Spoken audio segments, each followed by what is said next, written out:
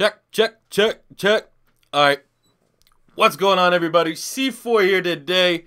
This was a popular request. I did it last year in a podcast format, and today we're doing a live stream podcast, a streamcast, a live pod live, whatever the fuck you want to call it, of my top 100 players of 2017. The only reason why I do this is because so much criticism comes about the actual NFL list. And I was kind of thinking, maybe this year I won't do it. But then when I saw, Odell going where he went, Dak Prescott going where he went, Zeke Elliott going where he went, even as an Eagle fan, I despise those players. Well, then when I saw Von Miller at number 2, I was like, all right, I'm making my own fucking list. So the format here is a little bit different. I don't really have a format that I'm really sold on. But what we're gonna do is we're gonna go 10 at a time. Oh, Jesus Christ, my phone's fucking blowing up. We're gonna go 10 at a time, and I'm gonna give you the player stat, his stats from the season at those 10. And then I'm going to play the moments of a game, and during that game, we'll talk about how I rate my rankings, who the NFL ranked at those original spots, and yeah, that's how we're going to do this stuff. So the background will be a Philadelphia Eagles Connected franchise mode with the updated rosters. I've never actually played with them. You guys have yet to see a video of me playing with the actual Philadelphia Eagles 2017 roster, so I guess you could say Philadelphia Eagles Madden 18 roster. So yeah, we got Wentz, Blount, Alshon, all those good guys. So we rocking and rolling. But you guys are here for some top 100. For those of you guys that are not watching the live stream format, I'm probably going to try at some point to at least timestamp when I start listing the players to help you guys out. So we're going to be starting at number 100. I'm not doing any honorable mentions and stuff. There are, I think, 5 or 6 players that made the official NFL 100 that I didn't even include. So starting at number 100, we're going to a player that wasn't even on the NFL Top 100, and he's on the Baltimore Ravens. Can anyone guess who this is going to be on the Baltimore Ravens? Not Marshall Yanda. Not Eric Weddle.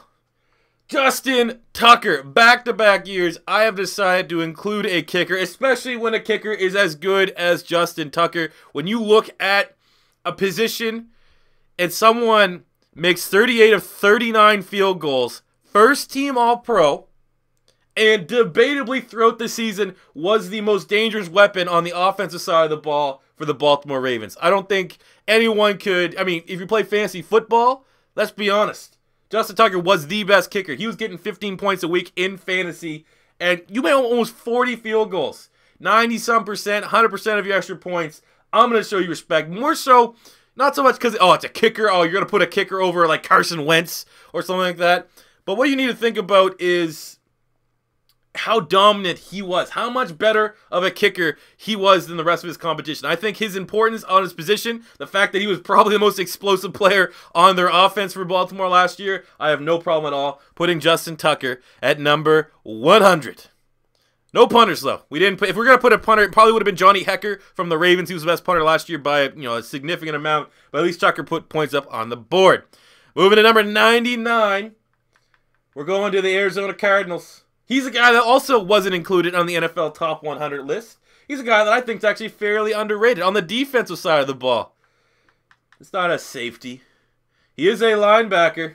He's a left outside linebacker, and it is Marquez Golden on the Arizona Cardinals. Last season, very underrated. 51 tackles, 12.5 sacks, and 4 forced fumbles. Very surprised that he didn't make the official top 100. He was very, very underrated. The first fumbles, I think he was like middle of the park, number 5, I think, in the league with forced fumbles. 12.5 sacks.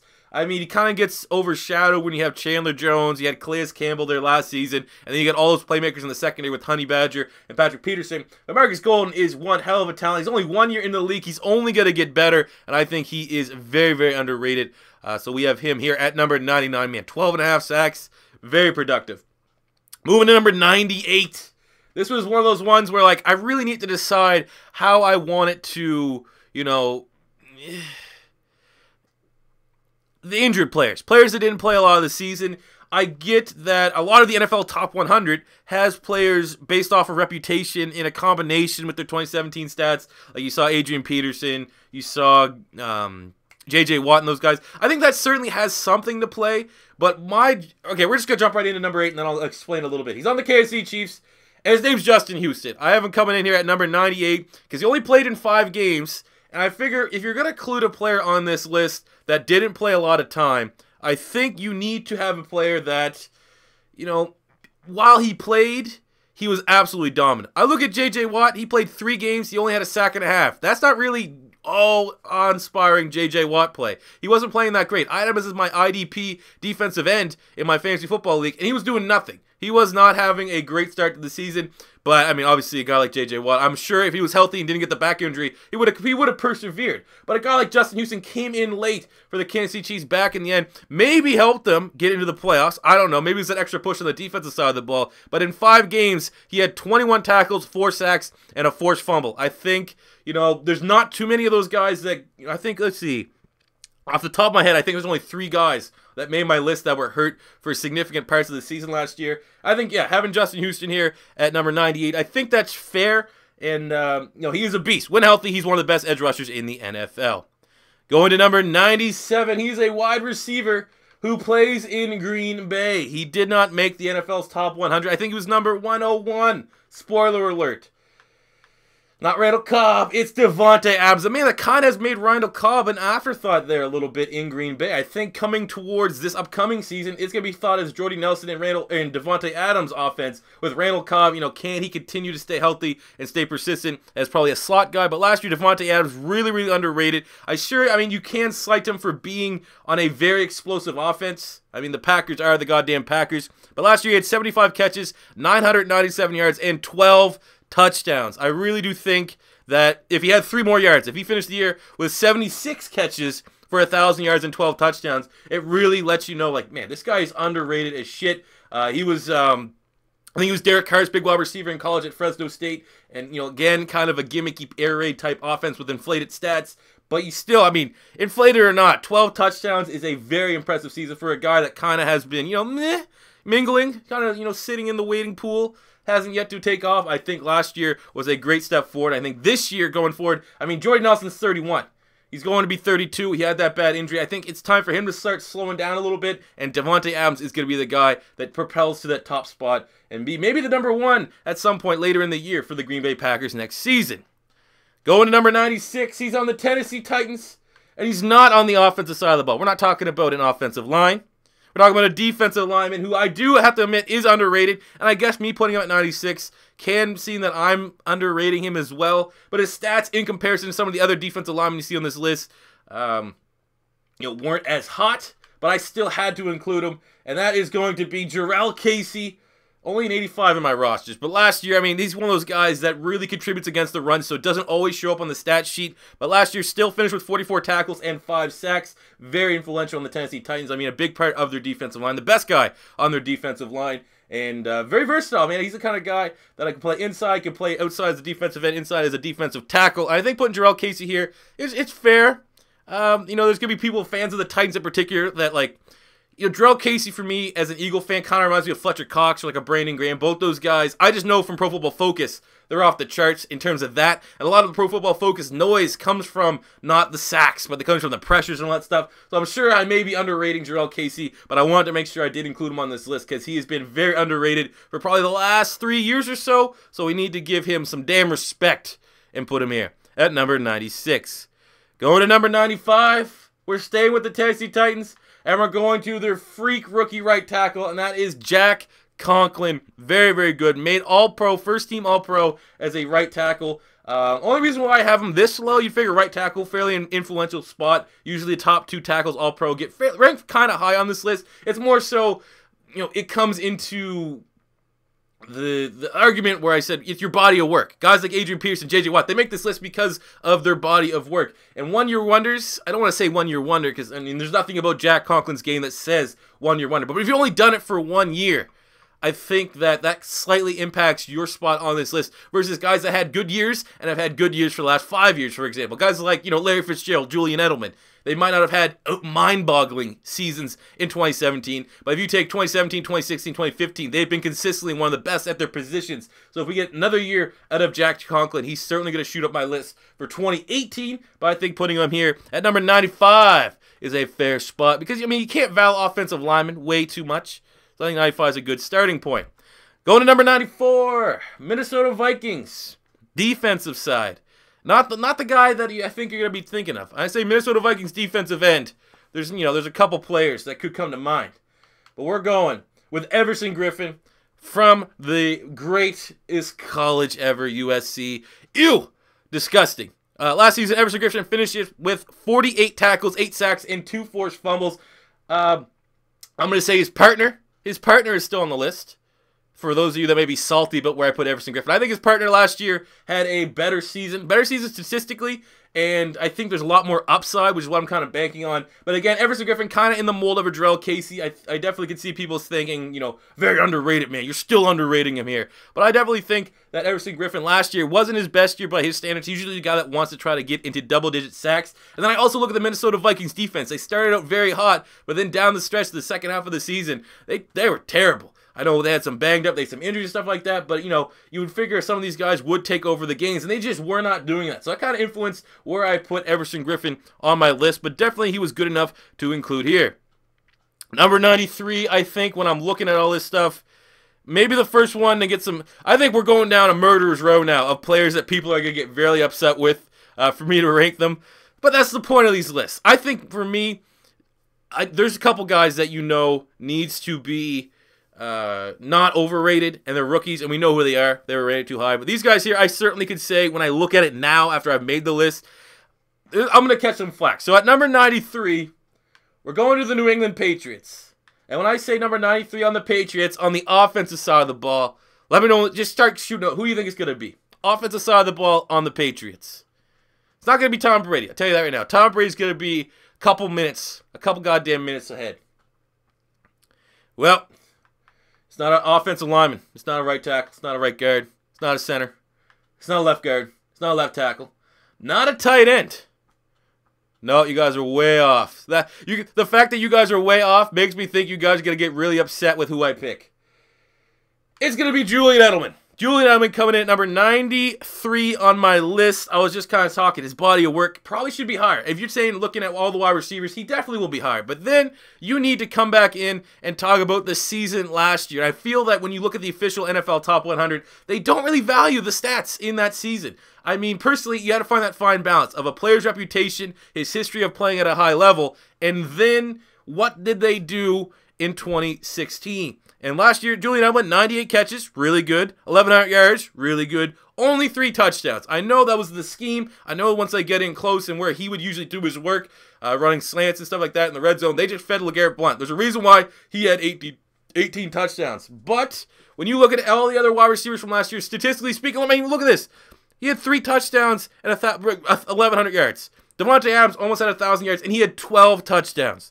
So, I mean, the gap between them, statistically speaking, is not that far. When you're talking about top slots and where his value is in terms of positions, you may have to put him at the top of the slot wide receivers list. But this year is really where I had to start, we have to consider the stats that they did last year. And statistically speaking, he did his job well. The touchdowns were just so low. They were really, really, really low. So, I mean, even from his standards, Julian Edelman's the kind of guy I always picture. He'll get 6 to 10. Somewhere between 6 to 10 touchdowns, and 3 is low by his standards, but certainly still good enough to make this list. Going to number 92 is not so much where Julian Edelman, I kind of felt bad putting Julian Edelman at 99, number 93. At number 92, this is a guy that I think also I might catch some shit for, but I have no problem at all putting him at number 92, and I certainly think he's overrated a little bit, especially by the reaction and reception that came when he made the official NFL Top 100 list. We're going to the Tampa Bay Buccaneers here. And we're going to a quarterback named Jameis Winston, coming in at number 92. Multiple reasons why.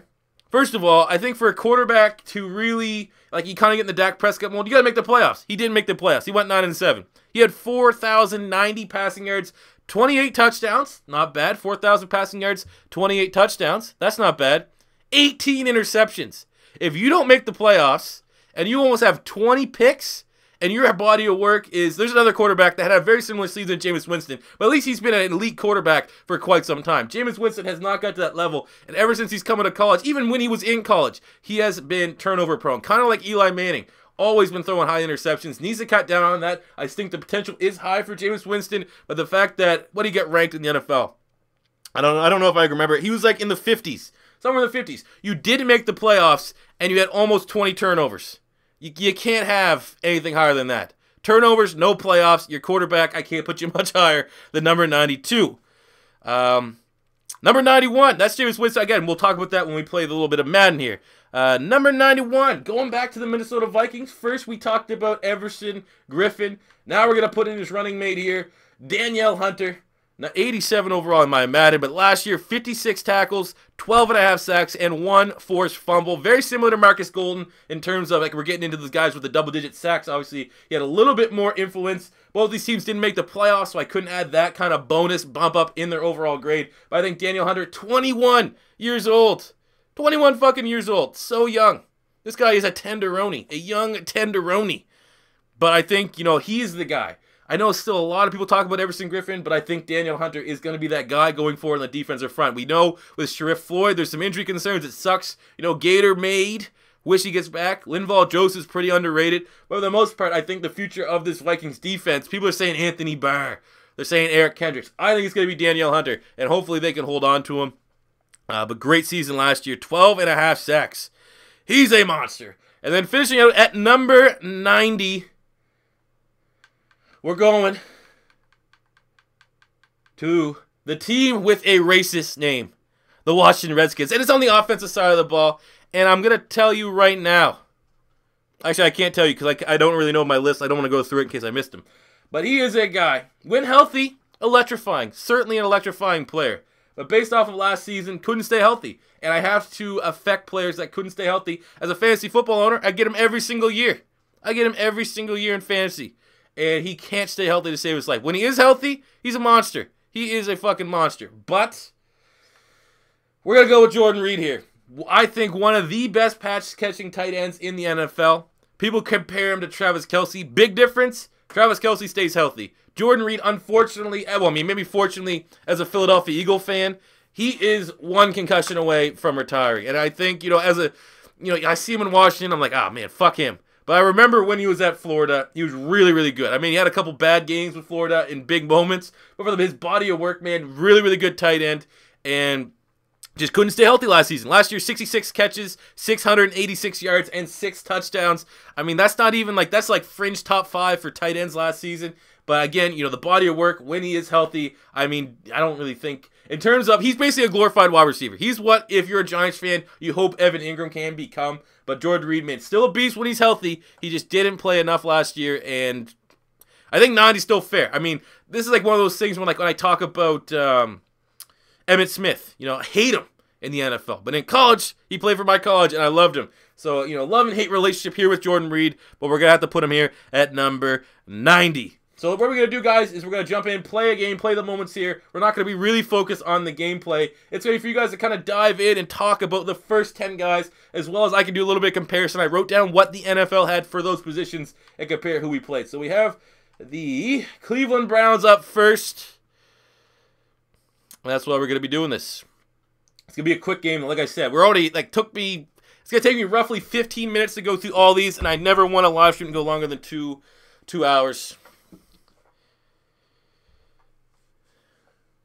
So let's rock and roll. So at number 100, we put Justin Tucker. The NFL had Joey Bosa at number 100. I'm going to say right now, Joey Bosa is on my list. Just a little bit higher. Just a little bit higher. Number 99, they had Malcolm Butler, and we put in Marquez Golden. I think that was fairly high for Malcolm Butler. He was a second-team All-Pro corner. He is on the list. You will see him later. Number 98, where we had Justin Houston, they had Adrian Peterson. And I think with Adrian Peterson, he played one game. Is Adrian Peterson making this list was the first head scratching, like, man, what the fuck are these people saying? Like, how does this, they always say at the beginning of the episode, it's like, these are the top 100 players from 2017. Like, Adrian Peterson didn't play enough to be like, oh yeah, he's still a top player. One game, you can't have that.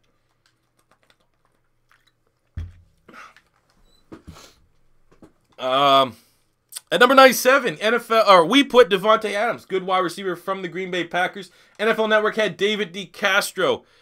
DeCastro didn't make my list. I really wanted to, but I figured for offensive linemen, you can't really stack this list with O-linemen. And DeCastro, although he did protect for Le'Veon Bell, oh, that was a bad throw. Torrey Smith still catches it. No one made it from the Steelers because I really thought you had to get at least All-Pro to make this list. I think that's a fair indicator because you can't include everyone, but you got to include a couple people. But I love David DeCastro. I think a lot of those people on the offensive line, if I was like 150, we'd have some of them. I think if I was like, just off the top of my head, I didn't go this far, DeCastro's probably between 100 and 115, somewhere in that range. Number 96, we had Darrell Casey. Maybe I'm still underrating him, but underrated defensive lineman from the Tennessee Titans. NFL Network put Snacks Harrison. I hate the New York Giants. It is no surprise that I hate the New York Giants. But Snacks needs to be much higher. He's the best nose tackle in football. Needs to be much higher, man. He had 86 tackles as a defensive tackle. That is insane. So he's on the list. He's much higher. Number 95, we had Jack Conklin from the Tennessee Titans. NFL Network had Kalishi Osemele, an all-pro guard. Kalishi Osemele is on the list just a little bit higher. Number 94, we had Everson Griffin. NFL Network put Dante Hightower. Now, where I wanted to make sure I had influence was their playoff performances. This is not like MVP voting or anything like that where you don't include the playoffs. Hightower was almost as influential for the Patriots Super Bowl run as Tom Brady. So Hightower, Lowe's stats last year weren't mind-boggling in terms of regular season. Hightower is higher on this list because, if you look at the Patriots Super Bowl push, you might have to say Hightower was as influential as Tom Brady in every game, probably outside of the Super Bowl. Number 93, we had Julian Edelman. The NFL Network put Brandon Graham there. This is where, Eagle bias comes in maybe. But Brandon Graham, Pro Football Focus, had him as the number 2 edge rusher by a significant amount. So we did help him up with a little bit of a rating. But I didn't want to overrate a lot of my Eagles because I figured that would be people calling bullshit. But I still probably did. When all is said and done, there's still going to be people like, oh my God, he overrated the Eagles. Number 92, we had Jameis Winston. Like I said, it seems like most of you guys agreed with the Jameis Winston mark there. The NFL Network had Everson Griffin, so, we're kind of close on that one. Number 91, we had Danielle Hunter from the Minnesota Vikings. The NFL Network put Lorenzo Alexander from the Buffalo Bills, old man, who still was able to get the game. Ball. That doesn't make any sense. But last year, Lorenzo Alexander was a baller last year. He is on the list just a little bit higher. And then at number 90, where we had Jordan Reed, the NFL Network put Malcolm Jenkins. And I don't even think... Did he make the list? I did put Malcolm Jenkins kind of high, and that is just, I don't want to say bias, because when I explain it, Malcolm Jenkins is higher up on this list. That's probably the best way I can put it. So we go rocking and rolling here. So out of those 10 players, who do you guys hate the most? It's looking like people are kind of shitting on the Jordan Reeds and Everson Griffin, from what I've been able to see. Go, good catch, Alshon.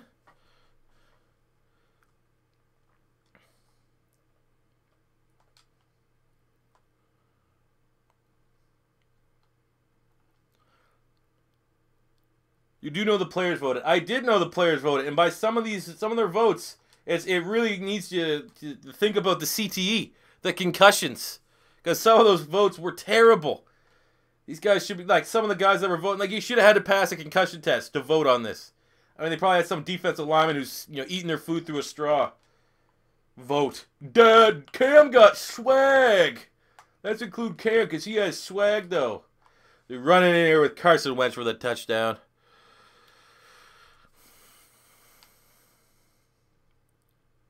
Did you take Snacks on the top 100? No. Snacks is much higher. I rated him much higher. As much as it paid me to put him much higher, he got rated much higher. Looks like we're body bagging in this game here. It's against the Browns. We need to keep our everything kind of realistic here.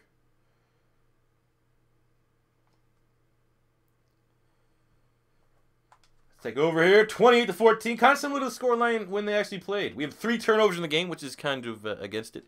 Jimmy Graham should have been on there. Jimmy Graham is on my list, just a little bit higher.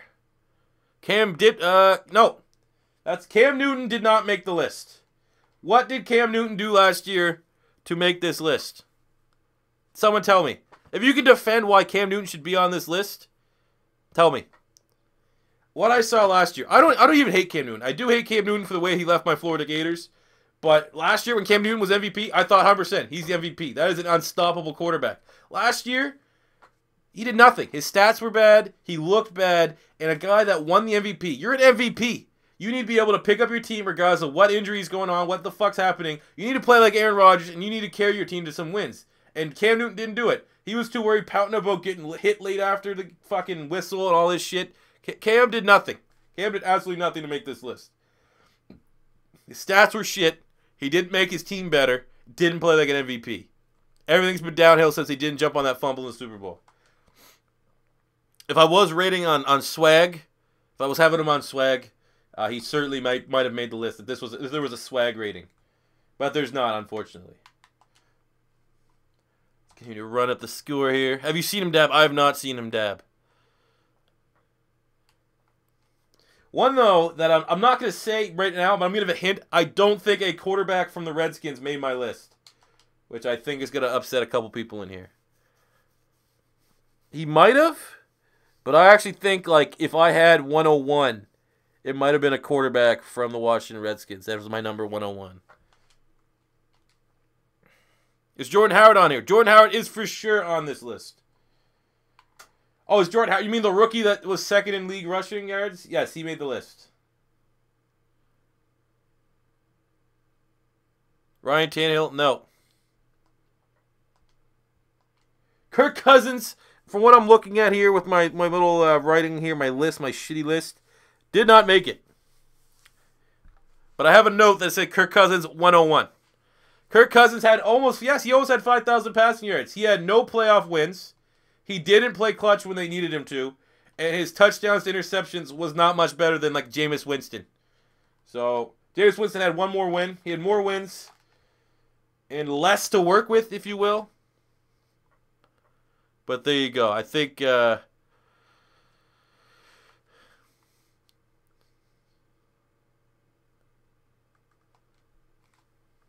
I think that might be the top salty one. That, like, of course, an Eagles fan wouldn't pick Kirk Cousins. But I don't even think, honestly, like, I don't really hate Kirk Cousins. There's nothing about, like, he fucking body bags the Eagles when we play them.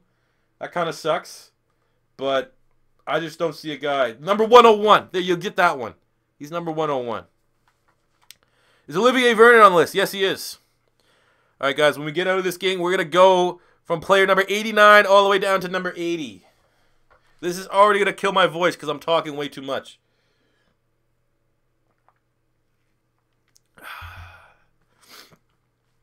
Eli Manning did not... Eli Manning? What the fuck are Eli Manning doing on this list? No. Kirk, to make everyone happy, I didn't put Carson Wentz on the list either, okay? Only one quarterback from the NFC East unfortunately made it. And it wasn't on my goddamn team. You can't put a kicker ahead of DeCastro. But you can. Because DeCastro was one of many good guards last year. Cousins was, you know, fringe top 10 quarterback overall. If you take in yards, passing touchdowns to interception ratio, and wins, top 10. Justin Tucker is so far away the top kicker. You have to put him on the list. Did Gronk make it? Yes, Gronk made it. Gronk, along with Justin Houston, as I was kind of saying, were the players that were hurt. But if you played even a slight amount of games and you dominated in those games, you know, you still prove that you should make this list. So let's simulate to the next week against the Bears. And then we're going to jump in from players number 89 all the way down to number 80.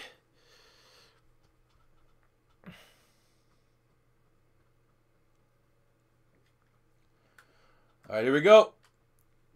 Here we go. So number 89. Back to the New England Patriots. We're going with Dante Hightower, the middle linebacker, who statistically in the regular season, not a whole lot special there. 65 tackles, 2.5 sacks, and 1 forced fumble. But you know what you got to remind yourself? That this is for the whole season last year. And during the playoffs, he was the best defensive player in the playoffs on any team. Any team, AFC, NFC, Dante Hightower was the best player on the defensive side of the ball. And, he's a beast. He's an absolute beast. I hate the Patriots as much as the next guy. Don't get me wrong. It pains me to put Patriots on this list. But last year during the playoffs, man, you watch Hightower play. He was doing it all. He was bringing pressure at the quarterback. He was tackling running backs behind the line of scrimmage, dropping back into coverage, getting past deflections, shutting out, tight ends and stuff like that. Reason why I can't put him much higher is because his regular season stats don't really hold up against some of his competition at the linebacker spot. So I think even the NFL had him at number 94. I think we have him at 89, just bumping up because of that playoff performance. But statistically speaking, wasn't really mind-blowing last year. So Dante Hightower at number 89, I think that's fair. Going to number 88, one of the most eye-popping rankings from the NFL list. We're going to the Kansas City Chiefs. And we're going to go on this Chiefs, and we're going to look for a guy that can run really fast. He might have a bad history. He might have beat up someone. He actually might have beat up a pregnant girl or something like that.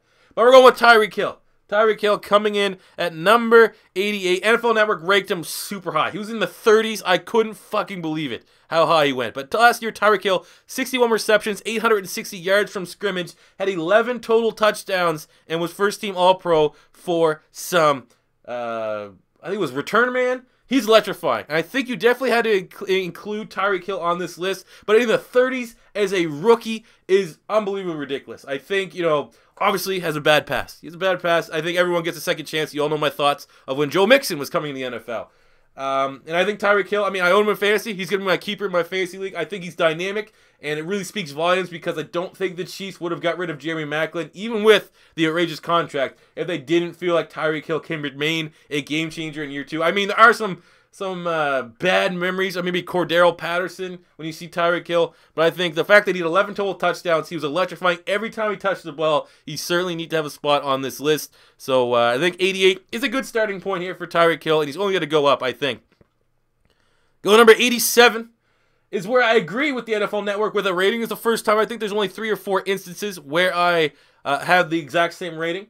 And it's the Cowboys. It is the first Dallas Cowboy offensive lineman. It's not the left tackle spot. It's not the left guard spot. It is the center. Travis Frederick was an all-pro center last season. Center is maybe the least valued position on the offensive line, even though it is pretty damn important because of the guy that snaps the ball to your quarterback. As an Eagle fan, fucking Jason Kelce, man.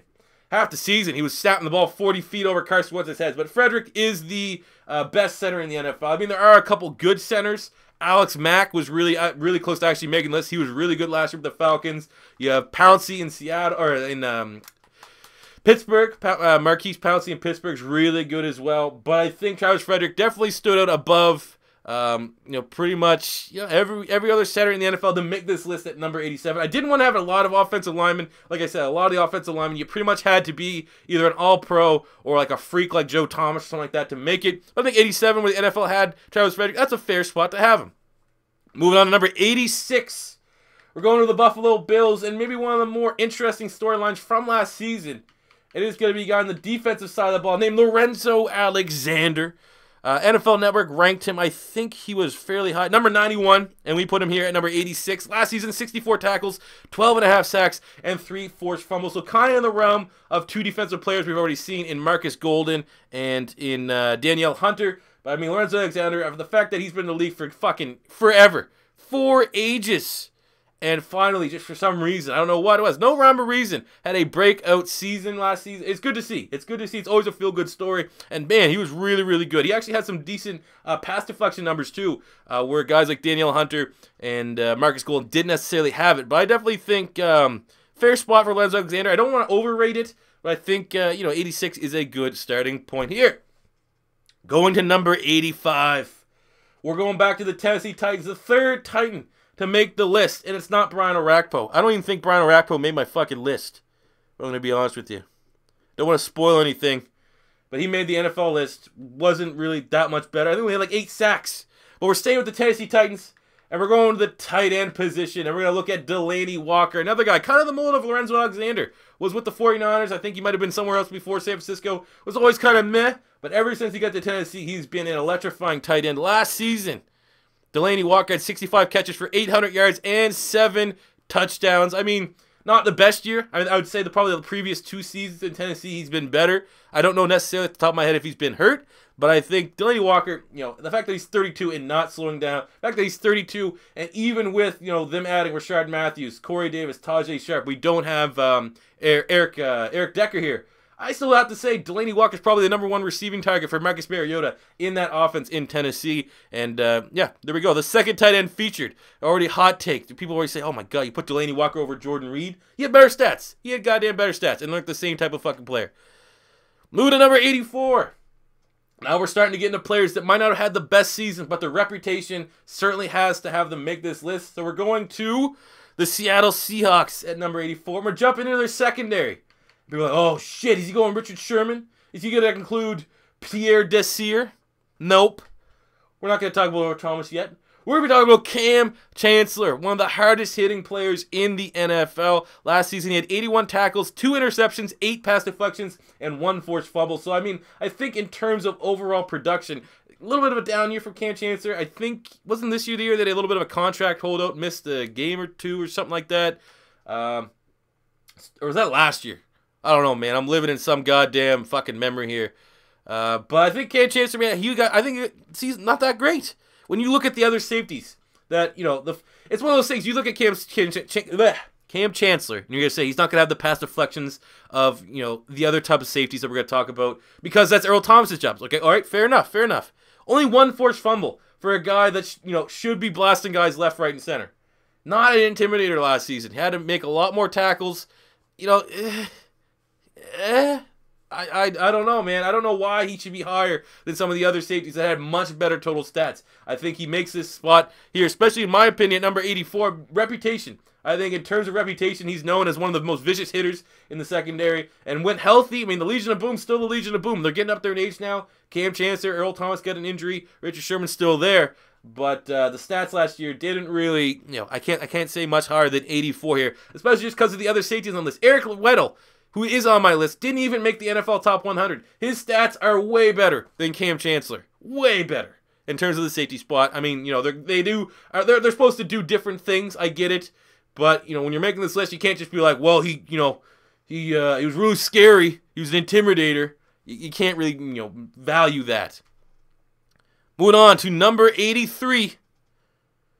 Oh, we're starting to talk about some garbage teams here. So number 83 is a member of the New York Football Giants on the defensive side of the ball. They just paid him a lot of money. I actually thought it was a bad contract. He actually performed pretty goddamn well. And it's not the guy that loves to play with fireworks and blow his hand off. It's the other guy, Olivier Vernon, coming in here at number 83. I don't even think they made the NFL Top 100 list, to be honest with you. And as an Eagle fan, he was really damn good. I mean, statistically speaking, he was pretty efficient. He was 63 tackles, 8.5 sacks, and he was second-team All-Pro. That kind of playmaking ability. I mean, we put someone like, you know, just off the top of my head, J.J. Watt, who only played like 2-3 games. And then you don't put a guy second-team All-Pro that was goddamn terrifying. Lots of forced fumbles. I don't have his forced fumble number off the top of my head. But another guy in my fantasy football league, IDP, I had Olivier Vernon for parts of the season. He was an absolute animal. So, definitely think Vernon should make this list here at number 83. And yeah, I don't want to talk too much about the Giants. Let's be honest. We're gonna you know, acknowledge the Giants should be here, and then we're gonna move on. So moving on to number 82, it is going back to Seattle, and it's someone from the offensive side of the Seattle Seahawks who I think was kind of underrated by the official NFL Top 100 list. So we're going to the wide receiver spot, and his name is Doug Baldwin, who last season finished with 94 receptions, 1,128 receiving yards to go along with 7 touchdowns. I mean, the fact that you had that kind of season, you still put a guy like Tyreek Hill higher than him. You still had a couple other questionable wide receivers go on there. I mean, Amari Cooper didn't have a better statistical season than Doug Baldwin. I get it. I think maybe you could have Amari Cooper a little bit higher. But, you know, that is way... Jarvis Landry. They had Jarvis Landry higher. The fuck? Jarvis Landry, he had like 3 touchdowns. He had 3 fucking touchdowns. You cannot... You know, I think Doug Baldwin is fairly underrated. You know, he had that down the stretch in 2015 where he had like 3 touchdowns a week. But last year, still very productive. I said almost, you know, almost 100 catches, over 1,000 yards, 7 touchdowns. That's good enough to come in at number 82. Going to number 81. This could be a questionable one. You put him here this high over these guys. This is another player that had a good season, some turnovers, but reputation precedes him. And it's going to be the quarterback of wherever the fuck this team wants to be called. The Chargers from San Diego, from Los Angeles, wherever they're going to be in their fucking $20,000 or 20,000 seat stadium. It's going to be Phillip Rivers coming in at number 81. His reputation precedes him. Only 5-11 as a starter last year, 4,300, or rounded up to 4,400 passing yards, 33 touchdowns, and 21 interceptions. The interceptions are pretty damn high for Philip Rivers. He's usually a little bit more accurate with the football, but the stats were pretty good. But this way, when I was looking at this, I looked at Philip Rivers and Kirk Cousins. Both didn't make the playoffs, so you can take that out. Kirk Cousins had, his team was healthy. Djax, Garcon, Crowder, offensive line. All those guys are healthy, and you looked at the stats that Kirk Cousins put up. Okay, Jordan Reed as well. You look at Philip Rivers, he had absolutely nothing. Offensive line was terrible. His running back got hurt late in the season, his electrifying running back. Antonio Gates wasn't playing the whole year. Keenan Allen went down with injury. He had to work with Travis Benjamin. I just figure not only did Rivers have better stats than Kirk Cousins, he had a lot less to work with. Which is why, not only in top of his reputation, is why I included Philip Rivers here at number 81. I think that's fair. I think that's a good spot to put Philip Rivers. And then finishing up here with number 80. We're going with an old man. We still show love to the senior citizens of the game. We're going to the Carolina Panthers. Cam Newton did not make this list as we were talking. Cam Newton sucks. Let's be honest. Cam Newton doesn't suck. He sucked last year. He was not very good at all. We're going to be talking about Joe Webb, everybody. Joe Webb. No, okay. Going to the defensive side of the ball. And he's a linebacker. And it's not Shaq Thompson, who even though Shaq Thompson was pretty goddamn good. Luke Kuechly made the list. He's going to be much higher. Boom. It's going to be old man Thomas Davis as senior. Last year, Thomas Davis had 106 tackles, 3 interceptions, 2.5 sacks. I had to step up when Luke Kuechly got hurt. I mean, nothing really went right on that defensive side of the ball. But Thomas Davis, man, constant professional. I remember, didn't he play with like a broken forearm or something like that in the Super Bowl? Real tough, old school type linebacker. And we see something like that where Thomas Davis, against all odds, he was not going to be not playing that Super Bowl. And then you'd see, like, when the little fumble, Cam Newton was afraid to dive on it. Kind of makes you frustrated. I imagine if you're a Panther fan, you would have been frustrated at that instance. But, Thomas Davis, man, real good season, like I said. And didn't have the luxury of having Luke Kuechly out there for, 6-7 games of that year. So, Thomas Davis certainly deserves a spot on my list. I think NFL ranked him number 89 on theirs. We have him just a little bit higher, which I think is a fair spot to have. So there you go, guys. That is the next 10, and we'll be jumping into the next matchup here against the Bears. We're going to try to play a little bit quicker through the sim because, like I said, we're almost at a fucking hour, and we're only done 20 players. So, yeah, jumping into where the NFL ranked players that we talked about. At number 89, as we were saying, they had Thomas Davis, who we had a little bit higher. Number 87, they had, number 88, they put Doug Baldwin, a player that we also talked. A lot of players within the same range. I just had them a little bit out of position. Number 87, we had Travis Frederick, where we had Travis Frederick. Number 86, they put Darrell Casey, which I think was a little bit high based off of his stats from last season. Number 85, they had Chandler Jones. I think that also was a little bit high. He should be a little bit lower. Really dynamic. Number 84, they had Mike Daniels. And I know Mike Daniels is another one of those guys that does a lot more and doesn't really show up on the stat sheet. Really good against the run at really filling space. He did not make this list, but Mike Daniels is, I can admit, fairly underrated. Number 82, they put Clay Matthews, which is one of the more ridiculous guys to make this list. I don't even know he played last year, to be completely honest with you. Shouldn't have had Clay Matthews on there. Number 84. Number 83, they had 80. What the fuck? I'm already mixing up. So at some point between those teams that I was talking about, they had Calais Campbell, who is a little bit higher on my list. He's a freak now in Jacksonville, but was really solid last year for a meh-looking Cardinal team. And then at number 81, they had Alex Smith. Alex Smith did not make this list. Alex Smith sucks. Alex Smith is not making this list. And at number 80, they had LeGarrette Blount, who we have just slightly higher on this list. It was tough with LeGarrette Blount because all-purpose yards, he didn't do much. He didn't catch the ball. They had James White, Dion Lewis late in the season to catch it. So he pretty much just ran the ball in the red zone and had 18 touchdowns. But 18 touchdowns is 18 fucking touchdowns. So we have Blount a little bit higher. But, yeah. So I don't know. I don't know if there's any controversial spot. Looking at those players, maybe Philip Rivers, I could see someone being salty that I didn't put their quarterback and I put Philip Rivers on the list. Cam Chancellor seemed to get a lot of reaction at you guys having Cam Chancellor that low. But again, man, some of the other safeties we're going to talk about, they just had better seasons than him. He didn't have an exceptional season. Earl Thomas is a little bit higher. Eric Weddle, Malcolm Jenkins, just off the top of my head. Oh, let's go Zach Ertz. How about Zach Ertz on the body list? Is Dez on the list? No, Dez Bryant is not on the list. Is Leonard Williams here? Honorable mention. I had Leonard Williams very close to making the list. He was like number, we'll say 103. Did Quan Alexander make it? Maybe. Where is Aaron Jones? Where is Aaron Jones on my list is the question everybody wants to know. Number 1. Number 1 in my hearts. No way Des Bryant makes the list. Didn't even break 1,000 yards. There was like 10 wide receivers that had more touchdowns than him too. Des Bryant did not have a great year. Injury. He was definitely hurt. Oh, let's go. Nice little touchdown there. Oh, shit. Let's speed this shit up.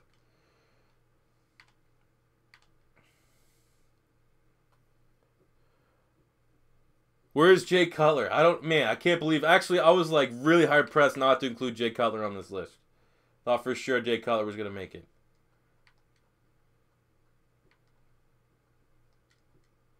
Look at this one here. 3rd down. Adam Thielen, Levante David, all those guys were good. Didn't make it. Devin McCourty, maybe? I can't remember if I put him on or not. Alshon is just embarrassing his former team right now. Why did Mike Daniels not make the list? Because I have no way to quantify all the little intangibles he did off the ball. I had to look at the stats and just knowing that he's a good player. And knowing that he's a good player based off his stats, can't make it. I realize, though, he is a beast. He's really good against the run.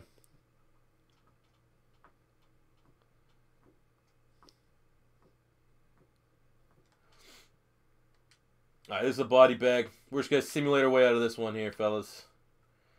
R.I.P. to the Bears next season, right? I actually think the Eagles play the Bears at some point, I think. I think it's in Philly, though. Not at Soldier Field, so we don't have to worry about Alshon getting shook.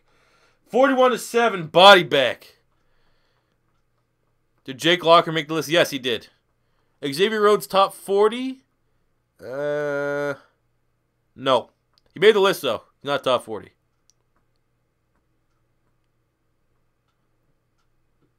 Snacks made it. OBJ higher or lower than Vaughn? Higher. Vaughn is good. Don't get me wrong. Von Miller's a freak. But he's not number 2. Well, Von Miller, in my opinion, is fringe top 10. Oh, guys, you guys know you can watch the long shot trailer. What a great game mode that's going to be. All right, boys. We're going to be going from 79 all the way down to 70. There's a point in this list, though, where I fucked up. So if my numbers get mixed up, I'm going to try my best to overcompensate. But when I did it, I forgot a player. And, of course, I'm not rewriting it all again. So I think it's in the 40s that I kind of fucked it up there. I forgot a guy, and then, you know, so-and-so and all that stuff. Eric Weddle. Yes, Eric Weddle made the list.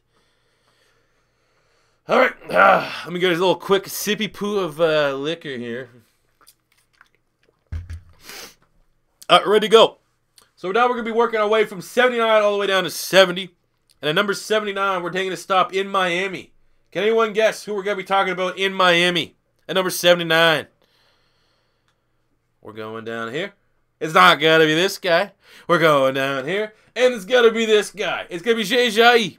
Last year, 1,400 yards from scrimmage, going with 8 touchdowns. More importantly, he had, like, what, 3 200-yard games? Probably some of the best running games in the whole season. I don't think, I think NFL put him pretty high. I think they have it at number 69. So I guess we're kind of close on that evaluation. It's more so I had other running backs.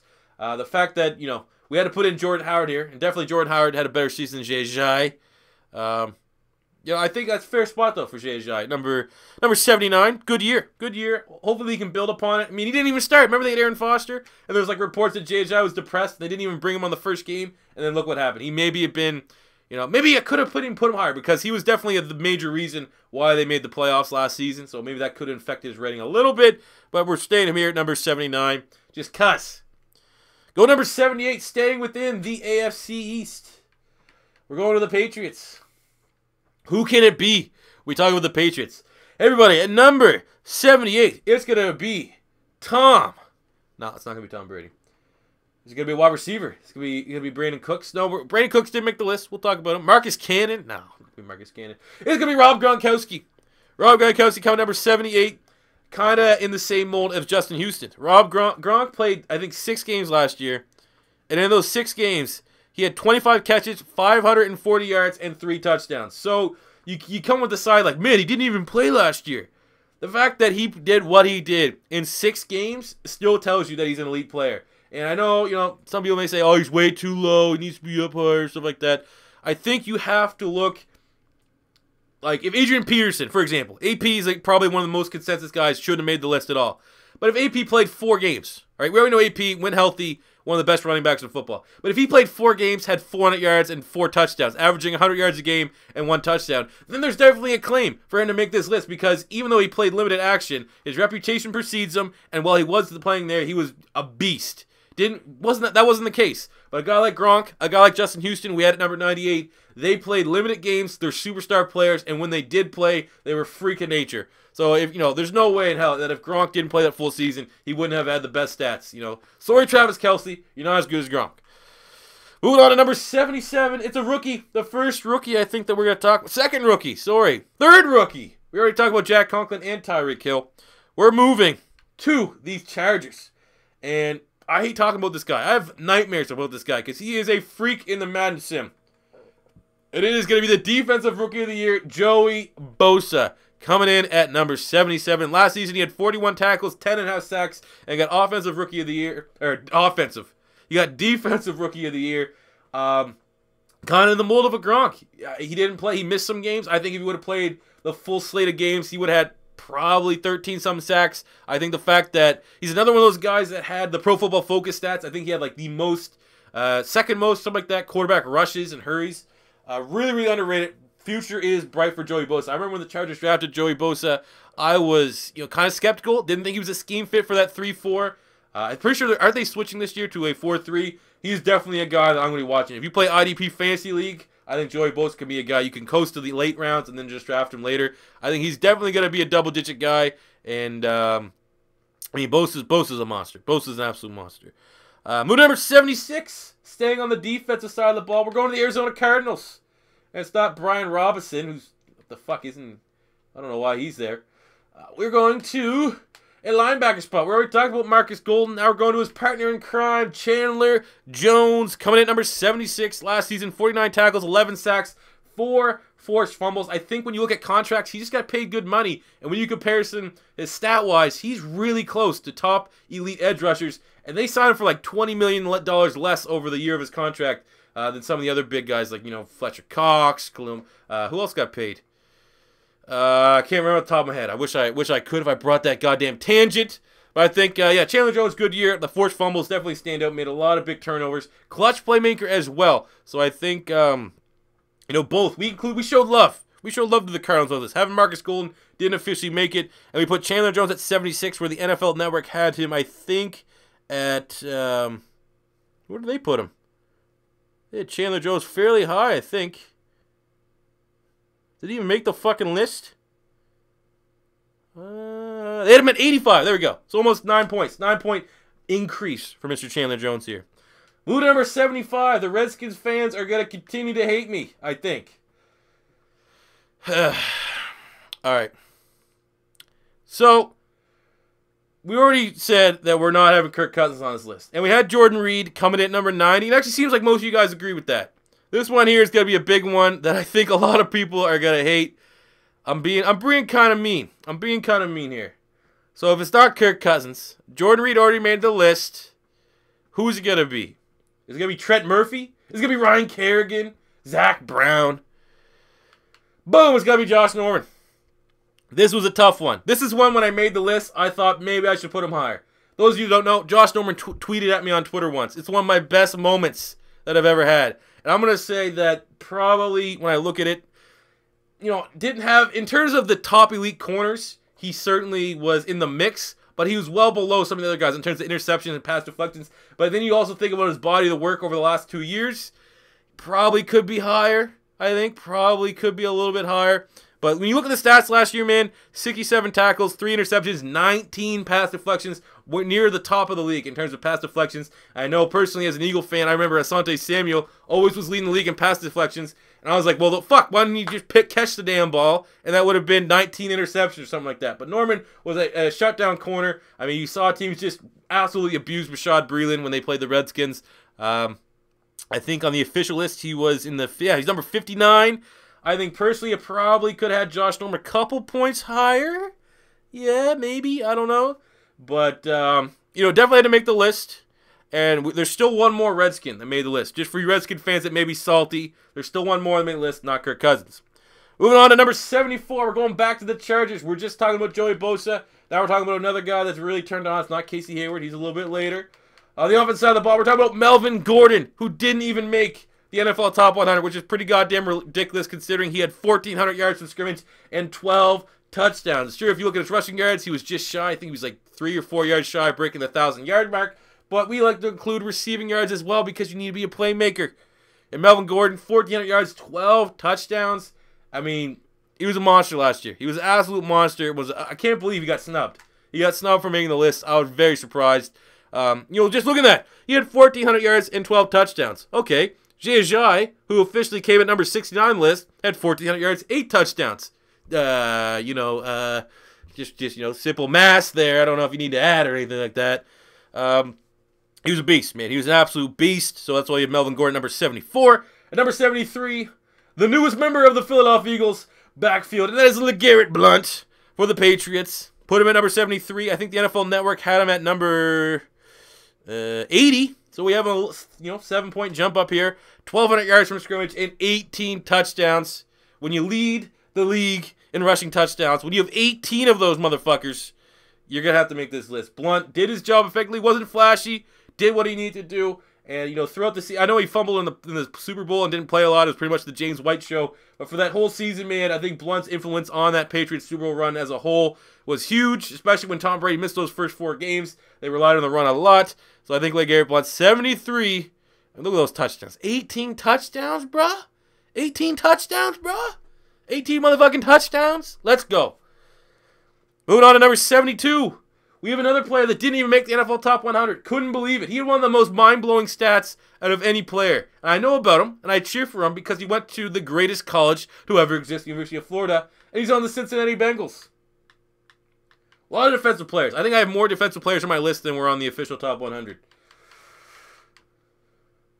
Oh, he's just so good. He is just so good.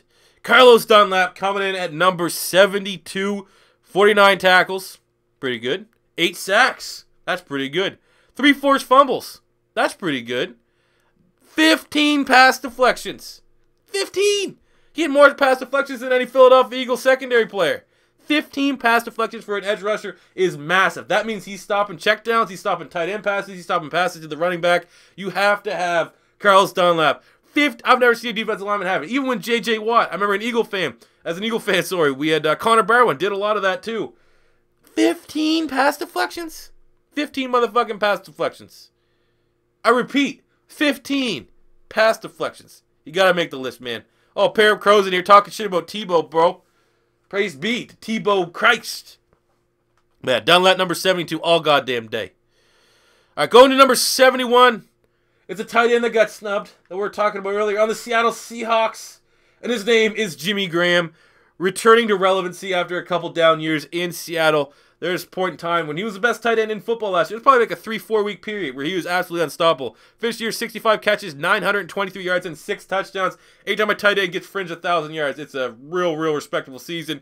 And, you know, he's a beast. I think Jimmy Graham, when healthy, remember, there's, you know, forever. It was Jimmy Graham, Rob Gronkowski. Who's the better tight end of the two? I definitely think you need to have Jimmy Graham in here. You know, based off of the tight end stats and where he ranked, better stats than guys like, you know, Delaney Walker, Jordan Reed. So I think that's a good spot. That's a good spot here to put him here. You know, that's what I'm just saying. And then finishing up this breakdown, we're going to number 70, and we're going to look at the Raiders. Now, there could be very many people here. A lot of Raiders make the list. Who do you guys think it's going to be? Quick guess before I jump right into it. Who is going to be the Oakland Raider that comes in at number 70? I'm going to take a quick little swig of drink here. If anyone gets it right, they'll be pretty damn cool. They'll be cool in my book.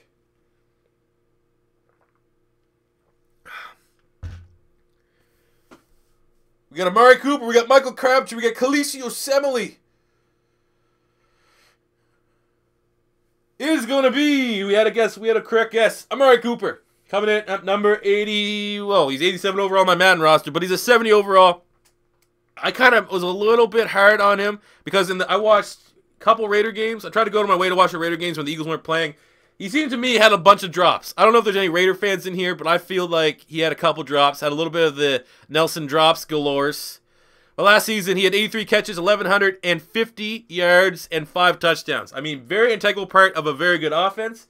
But statistically speaking, I mean, including that, he didn't have better stats than Doug Baldwin. I think he had a little bit more influence on the game because his team did better and everything. But, I mean, when you look at Doug Baldwin's stats, I mean, Baldwin had a little bit better stats, to be honest with you. I mean, Amari Cooper, I think he came in at number 53 on the NFL list. I was like, all right, that's a little bit high for me. But I definitely think having him here at number 7 had to make the list. But, you know, I just think a little bit better playmaking ability, not just looking at pure stats, than Doug Baldwin last season. So that's why we have him coming in at number 70. So now let's jump right in, guys, just for giving me a little bit of break. Week 3 of the Philadelphia Eagles Collective Franchise Mode, taking on the Pittsburgh Steelers. And this was the greatest game of the season last year for me as an Eagle fan. This is when everything went downhill. We were 3-0. We had our bye week. Lane Johnson took his Mexican supplements, and we were never the same until Lane Johnson came back. So, yeah, what do you guys think about going down the next 10? At number 79, the NFL number had Sean Lee. I think Sean Lee definitely should make this list. He is on my list. 78, they had Brian Arakpo. He did not make the list. I think that was a little bit overrated for me. 77, they had HaHa Clinton Dix. He made my list. 76, they had Justin Houston, who we had coming in number 98. 75, they had Delaney Walker. And we had Delaney Walker coming in at number 85 in our own list. Certainly should deserve that. Number 74, they had Harrison Smith. Now, Harrison Smith was a questionable guy. Harrison Smith is the kind of dude, reputation only. Did not have a great year, statistically speaking, last year. Maybe if the Minnesota Vikings kept it up and they didn't just fall apart like week 6, he probably would be there. But, you know, wasn't exceptional last year. Number 73, they had Phillip Rivers. I think that was a little too high based off of everything that happened for Phillip Rivers. Didn't make the playoffs, had a lot of interceptions. Number 72, they had Taylor Lewan, who we did not have on this list. We included the Jack Conklin. Jack Conklin didn't make the NFL official list. I think, I don't know, man. Maybe I'm looking too much into the big headlines, but Conklin seems like he had a better year last year than Taylor Lewan. 71, they put Julian Edelman, who made our list a little bit higher, but certainly 71 on Julian Edelman based off of reputation alone. I can see that. At number 70, they had Kirk Cousins, who may be the biggest omission from our list. You know? Let's rock and roll. Darren Sproles screen pass. Let's get it. Get your blocks. You can do it. Put your juke into it.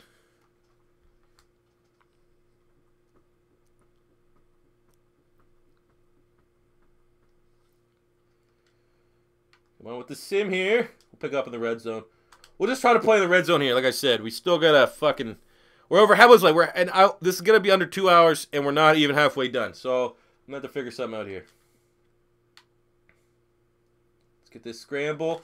Boom! Pin pocket, Alshon Jeffrey all goddamn day. Richie Incognito or LaShawn McCoy. Shady made the list. Incognito did not. Even though I love Incognito ever since he bullied Jonathan Martin. Bullying's not cool, but bullying other grown adults to the fact like that. He had him mind fucked. He had him actually absolutely mind fucked. You know, Chris Angel mind freak. Oh, come on, Sprolesy. You don't drop that. Marcus Cannon did not make the list. Like I said, for offensive linemen, unless you're like a Joe Thomas type, you pretty much had to get all pro to make this list. I didn't want to have too many offensive linemen. There's only so much you can talk about. They're not a flashy position. They're not the chicks that get the clicks, baby. All right, let's get the sim here. I can't have a big old drive here. It's a body bag as well against the Steelers. I'm not gonna lie. It seems more often than not the Eagles dominate in my rosters if you guys are using them.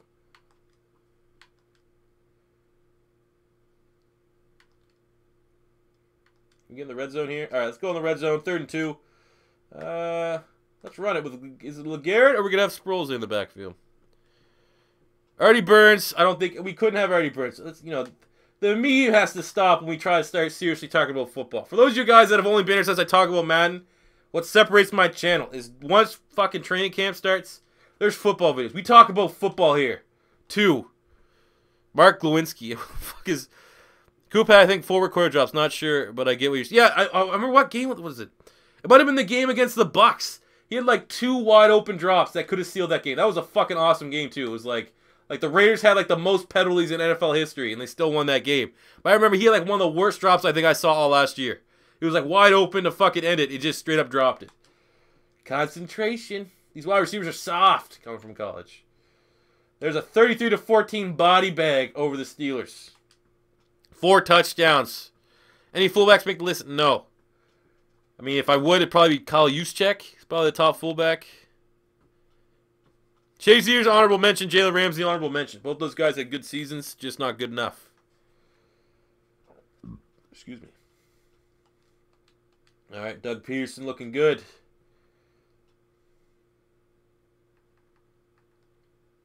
All right, we got the bye. So fuck it, let's do this one.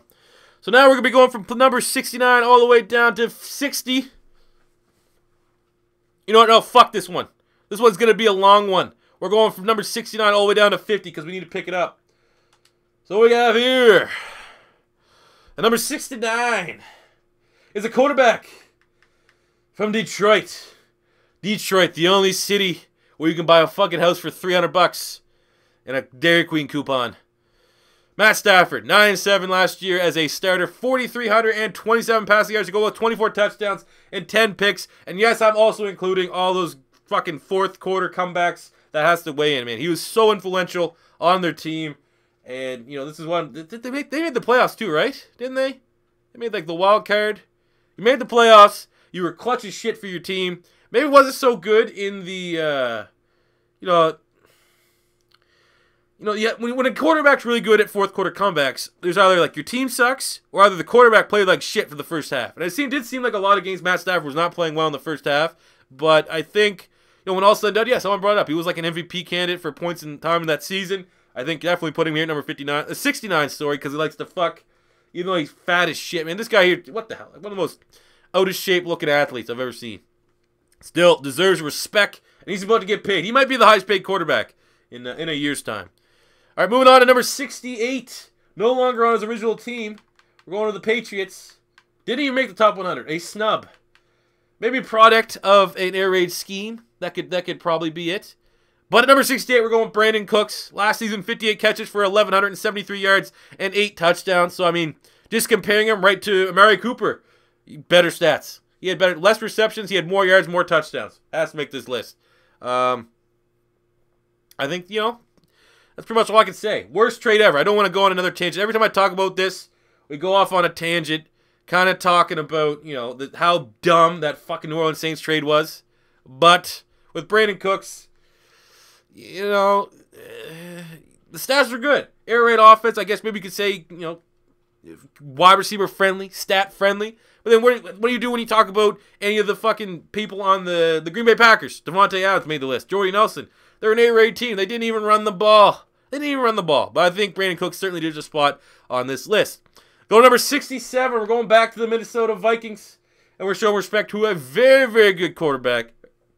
I said cornerback. His name is going to be Xavier Rhodes. Last season, Xavier Rhodes. 52 tackles, 5 picks. One of those went back for an interception and 10 pass deflections. Shut down. He has to shut down some of the top wide receivers in the game today. Jordy Nelson, Devante Adams. You got fucking Alshon Jeffrey. You got whoever the hell's on the other team that's in that goddamn division. Golden Tate if you need it. But I think, I think 67. I think 67. I think he was ranked 66 in the NFL Top 100. So it's around the same range. I think that's about fair. Going to number 66. Going back to Seattle. And we're going to talk about another player of the Legion Boom. Not Richard Sherman. Not just quite yet. Earl Thomas. Coming in at number 66. A little bit of a hot take. Let's be honest. A little bit of a hot take here. I think he got ranked much higher in the list. What did he do last year? He broke his leg, no fault of his own. Statistically speaking, when you compare other corners, or other safeties, that do what Earl Thomas is supposed to be good at. Oh, Earl Thomas, with no doubt in my mind, he's one of the top cover safeties in football. He's a beast. But looking at his stats compared to other cover safeties, wasn't that good. 46 tackles, 2 picks, 10 pass deflections. Not bad. but this is more so his reputation getting him this spot on the list. I think that's, that's pretty fair. And I do remember that. Someone talking about Xavier Rhodes shutting down Odell and attacking the net. Thank you very much for that meme moment. But there's other corners that had a little bit better stats. So yeah, Earl Thomas coming in at number 66. Coming in number 65. I think this might be the last Tennessee Titan on the list. Boom! Marcus Mariota. Marcus Mariota coming in at number 65 last year. 8-7 as a starter before he broke his leg. 3,400 passing yards, 26 touchdowns, 9 interceptions to go along with 350 rushing yards and 2 total touchdowns. Don't really think this is much of a hot take. I was kind of worried when I was making this list. I was thinking, maybe someone was going to come in here and be like, oh my God. Marcus was rated, what was he rated on the original list? Something in like the 50s? Was it? I can't remember off the top of my head. Ranked number 50. There you go. Number 50. A little high. A little high for a guy that's not asked to do much. Marcus Mariota, I think he's really talented. Loved him at Oregon. Not going to be salty because Philly didn't get him. We had Chip Kelly, all that stuff. He's talented. He's very talented. Good dual threat quarterback. Kind of has, Dak Prescott luxury, if you will. Tremendous offensive line, and they're going to run the ball. So it makes his life much more easier. Still put up some pretty impressive stats. Kind of in the same realm as what Dak Prescott did. So I definitely think he deserves to make the list. I think 65 is a good spot to have him there. Going to number 64. Reputation precedes him. One of the meanest players in the NFL. We're going to the Miami Dolphins. We're going to their defensive line. His name is Ndamukong Suh. Very good season last year for him. 72 tackles, 5 sacks, and was second team All-Pro. Guy gets double, triple teamed on every single play. And really, there's a guy that we're going to talk about a little bit higher on the list. Similar type playmaker. Maybe people could say the other guy that we're going to talk about on the list on the Dolphins line should be where he is. And Suh should be where he is. Because Suh really, kind of makes it possible, if you will. He eats up all the blocks so the guys on the outside can make some plays. But, I mean, when it comes to that, I loved Ndamukong Suh. I loved him when he was in Detroit. My girlfriend's a Detroit Lions fan. He was her favorite player. He's like, man, that guy's awesome. He's an awesome guy to watch. Plus played soccer. I like anyone that plays soccer. So we have him coming in at number 64. I think on the official list he was 55. All right, moving on to number 63. Staying on the defensive line. I think it was one of the more bad ratings of players that made the list. And I feel kind of dirty talking about it. Snacks Harrison. We have Snacks Harrison. NFL ranked him at number 96. We have him here at number 63. Last season, 86 tackles as a defensive lineman, as a nose tackle. 86 tackles is godly. I don't think there's a better defensive tackle against the run last season. He was a monster. 86 tackles, 2.5 sacks, 1 forced fumble. I think against playing the run, maybe I'm showing too much love, but I think this is fair, man. I think 96 way too low for a guy that, in my opinion, is the best nose tackle in football. Mr. Snacks Harrison, so we're showing him the love here, putting him in at number 63. Going to number 62, we're going back to the Super Bowl champion Patriots. And we're going to be talking about a certain cornerback who played pretty shit in the playoffs, but during the season, really, really good. And that's Malcolm Butler. Lots of uncertainty, whether he's going to stay on the roster or not. He's going to get traded to the Saints. What's going on there? But until proven guilty, Gilmore and Butler are going to be a pretty goddamn terrifying secondary combo. Last season, Malcolm Butler, 53 tackles, 4 interceptions, 16 pass deflections, and was second team All-Pro. God was a beast last year. And I'm personally not a big fan of Malcolm Butler. I think, a little bit underrated. Or overrated, sorry. Made, obviously, the pick when the Seattle Seahawks decided not to run the ball on the one. But, you gotta be honest, man. That stat line last season, pretty damn good. So that's why we put Malcolm Butler here again. Patriots. All right, moving on to number 61. Might have been the... Oh, yeah, shout out to Taylor Gabriel. Broke his fucking ankles. Number 61 was, in my opinion, the biggest second biggest. There was an Eagle that wasn't included. That's going to always be my opinion of the biggest omission. Number 61 is debatably everyone else that's not an Eagle fan's biggest omission from the list. And the only player to represent the Chicago Bears. And we're, of course, going to be talking about Mr. 4-4-40 punter Pat O'Donnell. Nope, we're going to be talking about the rookie running back Jordan Howard. Didn't make the list. Was the second leading rusher in football as a rookie on a horrific team. Didn't make the list. Are you fucking kidding me? Last year, Jordan Howard had 1,600 yards from scrimmage and 7 touchdowns. Touchdowns kind of low. 7 touchdowns in comparison to some of the other running backs. That is kind of low. But the fact that not only was on a fucking garbage line, literally, even Long wasn't that good. Whitehair's probably the only guy that really performed well last season on that offensive line. Sitton, maybe. Yeah, Sitton wasn't that bad, I guess. But I think Jordan Howard coming number 61. When I saw that he wasn't going to be on the list, I was like, that was my first, this list is going to be pretty fucked. Just wait till we get to the top 10. This list is going to be real fucked. But yeah, Jordan Howard definitely needs to make this list, so we have him coming in at number 61. Beast, though. Second in rushing yards, he's a monster. And for those of you that are diehards, you will remember when I was talking about the draft, when Jordan Howard was coming out. He was my sleeper running back. So I felt really good talking about Jordan Howard here. Going to number 60. We said we're going all the way to number 50 on this little segment. Maybe a hot take. Maybe not a hot take. Number 60, everybody. We have Russell Wilson coming in at number 60. 10-5-1 to the starter last year. 4,200 passing yards to go with 21 touchdowns and 11 picks. Kind of view what Russell Wilson did, just slightly higher than what Matt Stafford did. Offensive line was terrible, but his stats weren't, Russell Wilson-esque. I can't blame him. Didn't really have much of a run game. There's inconsistencies. Prosise played good, get hurt. Rawls was hurt for most of the season. But, you still have Doug Baldwin. You still have Curse. You still have Lockett. You still have Jimmy Graham. So, it is tough to really grade Russell Wilson because the offensive line, the fact that he survived, I guess you could probably put that there. But I think having Russell Wilson here, his stats weren't that good, and they barely made the playoffs. I think that's, this is an appropriate spot to put Russell Wilson for now. But I certainly give him more than enough credit for doing what he was able to do behind that offensive line. The O-line was terrible. I still don't even know if that O-line is improved enough for him to have a good season this upcoming year. But they're going to see with Luke Jokel and Ethan Posich what they can do. All right, moving right along at number 59. Now on a new team. We're going to the Jags. Holy shit, there's a Jaguar on this list? Well, he was a Cardinal last year.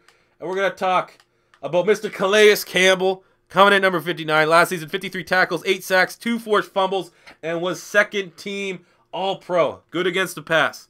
Good against the rush. He's a freak of nature. And I think now going to Jacksonville, they're probably going to move him to defensive tackle. He's going to be even more terrifying. Even more terrifying. So, I think the NFL Network, they had him as number 83. Which, could be debatably higher. I was actually thinking about when I was making this list, switching Calais Campbell with Josh Norman, making that quick little switch. But second team All-Pro, you got to show him some respect because not only did he show up with the sacks, he could play the run like a motherfucker. So, that's why we got Calais Campbell. Could be a hot take. Could certainly be a hot take, but we'll see what happens. Moving on to number 58. An omission from the top 100. I personally am a big fan. Every time I talk about him, people are like, man, he sucks. That guy probably sucks. I think he's real underrated. It's Tampa Bay Bucks. It's a linebacker on the Bucks. His name's Quan Alexander.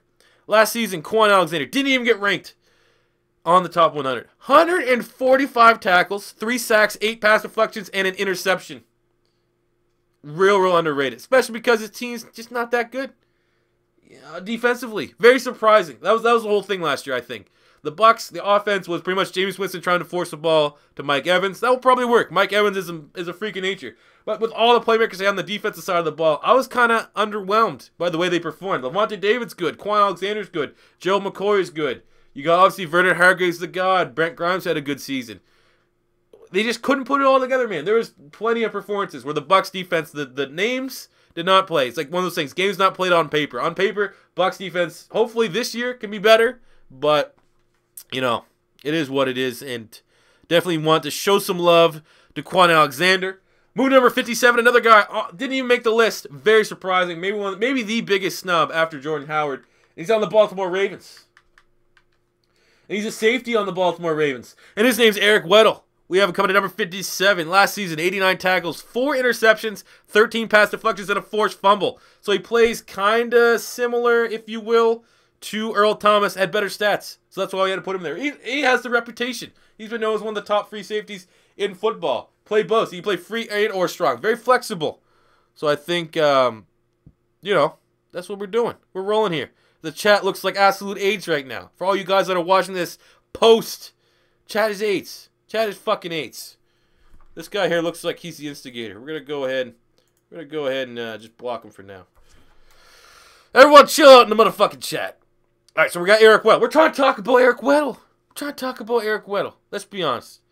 All right, moving on to number 56. Finally, we can talk about the good guys. And we're going to talk about Malcolm Jenkins. Coming in number 56. Last season, 69 tackles, 3 interceptions, and 2 of those interceptions were pick sixes to go in with 9 pass deflections. Now, this is here, where I kind of come in a little bit biased. I can understand Malcolm Jenkins. I think he came in number 90 on the official list. Number 90. But here's the reason why. This is where I know this was going to be the most biased one. Because Brandon Graham, people that watch Pro Football Focus, they even thought, most people, when Brandon Graham came number 93, we still haven't got to him yet, he's coming soon. They're like, man, he was actually, like, you look at Pro Football Focus, he was pretty goddamn off the charts. Fletcher Cox, $100 million man, he's still to come. But Malcolm Jenkins, when you think about how bad the Eagles secondary, most of you guys that are Eagle fans probably can't even name a corner on our team. Malcolm Jenkins did it all. He played safety. He played corner. He's what made the corners better on the team. He was the guy that made it so our secondary wasn't a complete liability. And we're going to be showing love to Malcolm Jenkins. The fact that he had guys with a little bit better interception numbers. Someone saying Xavier Rhodes. He had 5 picks to Malcolm Jenkins 3 picks. Malcolm Jenkins had 2 pick sixes to his 1 pick 6. Almost as many pass deflections. And he did 2 jobs. Name some other players that were doing 2 jobs outside David Johnson, who was basically a wide receiver and running back. The fact that he was the best safety on the Eagles and the best corner on the Eagles is why we're showing some respect to Malcolm Jenkins and putting him here at number 56. Go number 55, we're going to the Seattle Seahawks. We're going to the defensive line. And it's not going to be this guy. This guy didn't even make the list. He's not, I don't know. I think he's one of the more fucking overrated players in the NFL. We're talking about Cliff Averill. Cliff Averill coming at number 55 here. Last year, 39 tackles, 11.5 sacks, and 5 forced fumbles. Was the best player on this defensive line, in my opinion. Really, Michael Bennett, in my opinion. He's really good at jumping offside. That's pretty much it. Cliff Averill, on the other hand, has been real underrated. Even back when he was on the Detroit Lions, he was really underrated. So I think putting him here at number 55. 11.5 sacks, 5 forced fumbles on one of the best defenses in football. I'm going to put some respect on your name, and you're going to come in here at number 55. We're rolling through this right now. Go number 54. Going to the Green Bay Packers on their defense. Not a great defense last year. Mike Daniels, honorable mention. Probably honorable mention. We're going to go talk about Nick Perry. Nope. We're going to talk about maybe the most overrated player that made the list. Clay Matthews, who did absolutely nothing. Nope. We're going to talk about Clinton Dix. Coming in here at number 54. As much as, I want to just stick it to everyone, put Malcolm Jenkins higher than him. Clinton Dix was really good last year. 79 tackles, 5 interceptions, 7 pass deflections, and second-team All-Pro. Really, really solid player. He's good. Real good. He's a good guy. Really wish the Philadelphia Eagles could have drafted him. He was a guy that I thought for sure when he was getting drafted, if he fell to Philly, would have took him. Went to, Green Bay. Things haven't been the same ever since. But real good season last year. 5 picks. Was the best player of a really bad secondary. I think it's a fair spot to put him here. Upgrade, too. He's number 77, and we're showing him love. Put him here at number 54. Move number 53, going back to the Tennessee Titans. I thought I said Mariota was the last one, but no. We're going to the running back spot. It's going to be DeMarco Murray. Last season, DeMarco Murray, 1,664 yards from scrimmage and 12 touchdowns. Very disappointed to see this as an Eagle fan because we traded him for pennies on the dollar, and he was one of the more dynamic running backs. I think he got hurt a little bit later on, and then they could just kind of rely on Derrick Henry. But DeMarco was really solid last season, and I think fair spot, man. Good production. I don't know if he'll ever hit that again, but you never know. Really good offensive line there in Tennessee. Probably could replicate his stats if he really wanted to. So we have him here at 53. Someone said he's number 33 on the NFL official list, so maybe kind of some saltiness from the Philadelphia Eagles. But good year last year. Going number 52, going back to the good guys. And we're going on the defensive side, and we're going to be talking about Brandon Graham, Mr. Pro Football Focus boner himself. They had him as the number 2 edge rusher. Really good for the Philadelphia Eagles. 59 tackles, 5.5 sacks, 2 forced fumbles, and second-team All-Pro. So, I guess people voting from All-Pro just looked. You see 5.5 sacks, you're like, meh. But, he had, insane amount of pressures. Did a lot of stuff that made our defense really good. Number 93 on the official list. This is one I thought should be higher as an Eagles fan. And that's why we put him here. At number 52, All-Pro second team, baby. Showing the love and Pro Football Focus. Sometimes you got to trust those nerds at Pro Football Focus. They're not wrong. Okay? They're not fucking wrong. Move number 51. This is one that we agreed with the NFL Top 100 list.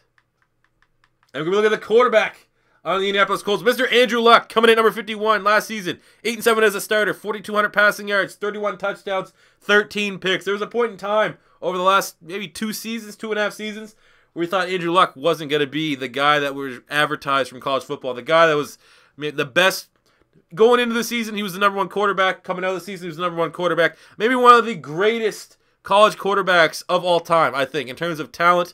So I think keeping Luck at number 51 is fair. They didn't make the playoffs, so you kind of have to hold it against his overall ranking. But I think number 51, fair spot here for Andrew Luck. And then finishing up with number 50, before we jump into another quick game, the last Washington Redskin that you're going to see on this list. And even I can put it up for him, where I showed love to Brandon Graham for being Pro Football Focus darling. Maybe the only other guy was the highest rated offensive lineman for Pro Football Focus last year. 91 grade Trent Williams. Didn't make All-Pro. He made a Pro Bowl, but he was number 1 grade overall for Pro Football Focus. And when you do that, when they consider everywhere on the offensive line, guards, centers, you as left tackle, the most influential spot on the offensive line, I think you have to show respect to Trent Williams. We have him just a little bit higher than what he was ranked on the official top 100, but even I can admit, man, Trent Williams is an absolute animal. I still will be that guy. I'll take Jason Peters over Trent Williams, just being biased like that. But Trent Williams, tremendous player, really good. Underrated offensive line there in Washington as a whole. So I think having him here at number 50 is a fair spot. So what we're going to do, fellas, is we're going to sim past the bye. That's what happened. We just had the bye week games there.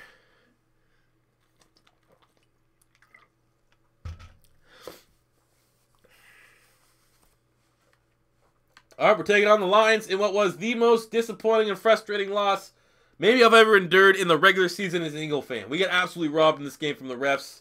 Still salty about that. So yeah, let's kind of review who we just went over from the NFL terms. So we started at number 69 where they had Jay Ajayi.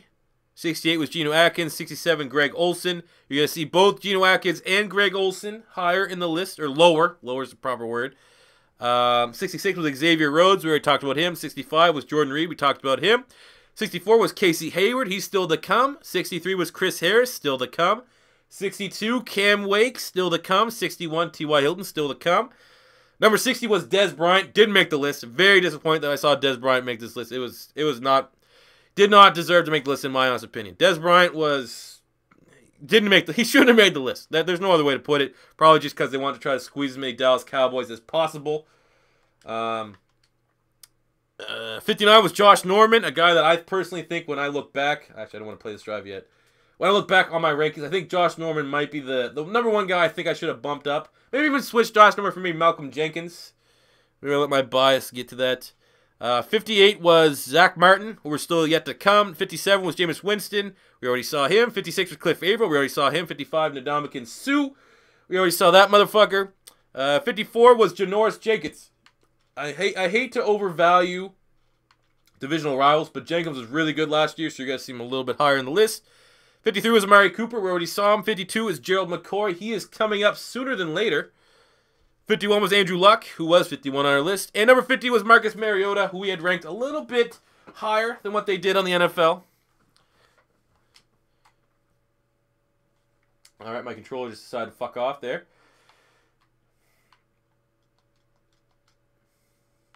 Boom, Joe. Oh, get out of here. Nevin Lawson. Nevin Lawson doesn't make plays like that.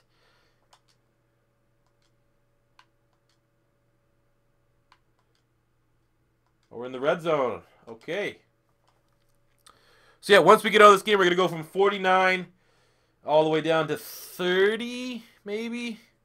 I don't know. We're still working with the time here. Boom, wide open in the middle. Why not? Go no huddle. Eagles deep in.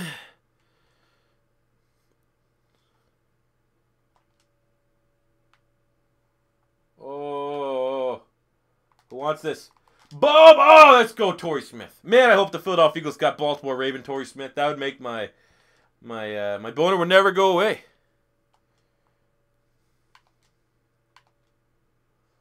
Tied 10-10 ball game. We'll pick it up in the red zone once again. Why not?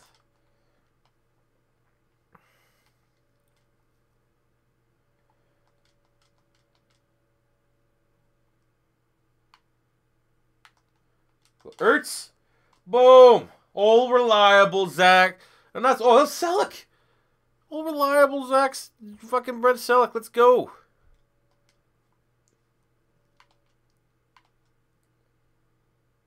This is a close one. 24-17. 24-24. In the red zone yet? All right, let's take this one over here.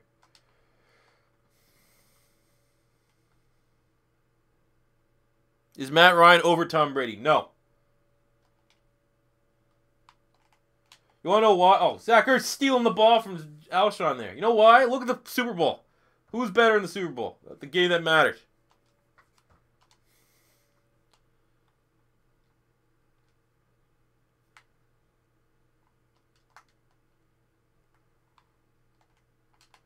So Alshon. Woo! He's made a goddamn living. He's put himself through college for the kind of performance he's had in the past against the Detroit Lions.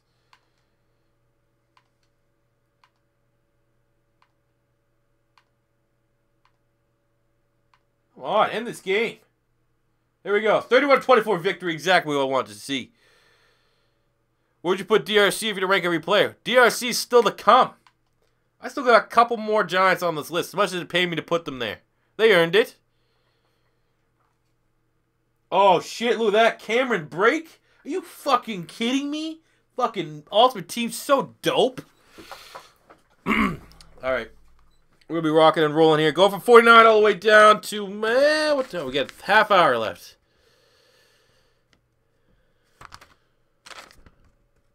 Here's where my numbers got messed up, because at number 42, okay, hopefully I don't fuck this up.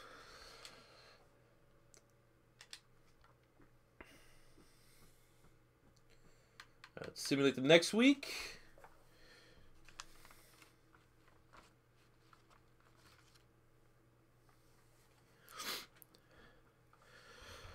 Hopefully you guys are enjoying this. My voice is fucking killing me right now. I recorded like 3 videos today, and now I'm doing this. Alright, let's rock and roll. So next up, we're starting at number 49. Last up was at number 50 was Trent Williams. Now we're number 49. Maybe a hot take by some. Going to the Cardinals. We're going to the Cardinals. Are we going to be offense or defense for the Cardinals? Patrick Peterson coming in number 49. Last season, 50 tackles, 3 picks, 6 pass deflections. Now, if we're rating this on players that athletic ability, perhaps, athletic ability, he may be the perfect corner. The perfect build at the cornerback spot. But statistically speaking, last year, wasn't as good as other corners. There's no other way to put it. He definitely deserved to make this list. Don't get me wrong. Number 49. But, I mean, he fucking got ranked super high. What was his thing? He got top 15 maybe? 19. Number 19. Don't get me wrong. I think, again, if you told me, he's 26. If you told me right now I can pick one corner right now in the NFL for my team, it'd probably be Patrick Peterson. But when you have to base it upon the player and then their stats with a combination, I think, if they made the playoffs, it'd be different. If they made the playoffs, you could look at, man, I mean, they struggled on offense, but Pat Pete, that defense shut them down, led by Pat Pete. That wasn't the case last year. It just wasn't the case. I think, what's the je ne sais quoi for this? I didn't feel like, because Patrick Peterson was on that team, they were winning games because of that. That's what I just feel. But look, looks like we found the official hot take of this list. Moving on, number 48. Oh, get ready for another one. Maybe this will make a little bit more sense because where I'm valuing the big name corners. Number 48. Richard Sherman. We have Richard Sherman coming in number 48. Last year, 58 tackles, 4 picks, 13 pass deflections. Just look at the stats. Better stats than Pat Pete. Could be similarly said, lockdown corner. Both these teams kind of struggled on the defensive side of the ball, as opposed to usually the Cardinals, one of the top defenses, kind of slipped a little bit. Usually the Seahawks, number 1 defense, definitely weren't the clear-cut number 1 defense. But, again, had more picks, had more pass deflections, more tackles, and could debatably has been influential on the defensive side of the ball as Patrick Peterson. But look at this. Going one back-to-back in the 40s. In the 40s with the two big-name corners. Are those Jimmies rustled over there, everybody? Huh? Are they? Am I ruffling some feathers? Moving on to number 47. Go to a guy that I still think's pretty goddamn underrated. Really talented, even though I absolutely despise the school he came from in college. That's going to be Devontae Freeman. From Florida State. Ew.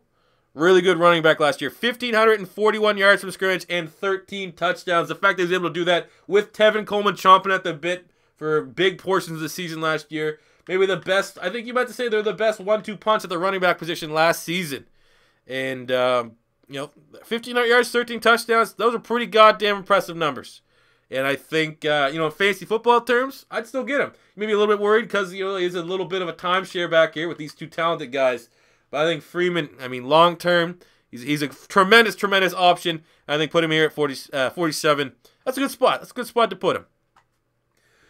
Moving to number 46. I'm saying this one with tremendous joy because we all know where he got ranked in the official list.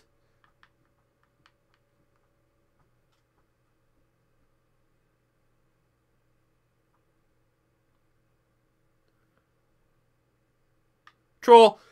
Dak Prescott. Last season, Dak Prescott, 13-3 as a starter, 3,600 passing yards, 23 touchdowns, 4 picks to go along with 280 rushing yards and 6 rushing touchdowns.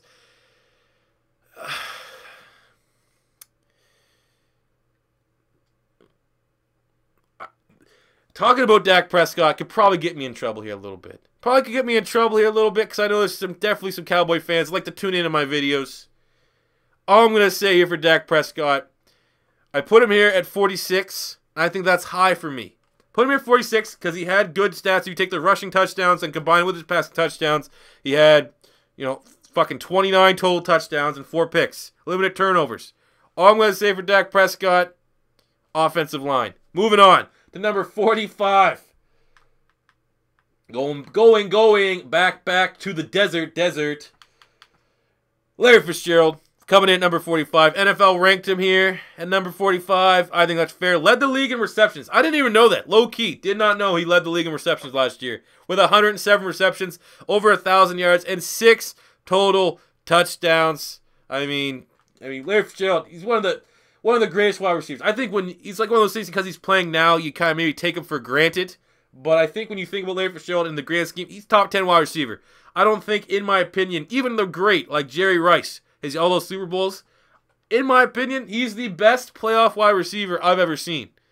The best, without a doubt, playoff wide receiver I've ever seen. He absolutely destroys the Eagles every time we fucking play them, which is kind of annoying. But Larry's a beast, man. One of my favorite players to watch. He's incredible. And hopefully he has another remarkable season next year, defies all the odds at 34 years of age, and continues to play at a very high level. Moving on to number 44, we're going to the league leader in interceptions last season, and it's on the Chargers. And his name's Casey Hayward. I guarantee, looking at the fucking Packers right now, is a terrible secondary. They're pissing to let this guy go. Last year, 57 tackles, 7 interceptions. One of those brought back for a touchdown. He had 20 pass deflections. So he not only did he lead the league in interceptions, he was like top 3 in pass deflections, second team All-Pro. Tremendous, tremendous season for Casey Hayward last year. Very good. I think, 44. I don't know where he got ranked. He got ranked kind of higher. 64, I think, on the official. But Casey Hayward, really good last season. I think you have to respect guys like this because he's been good.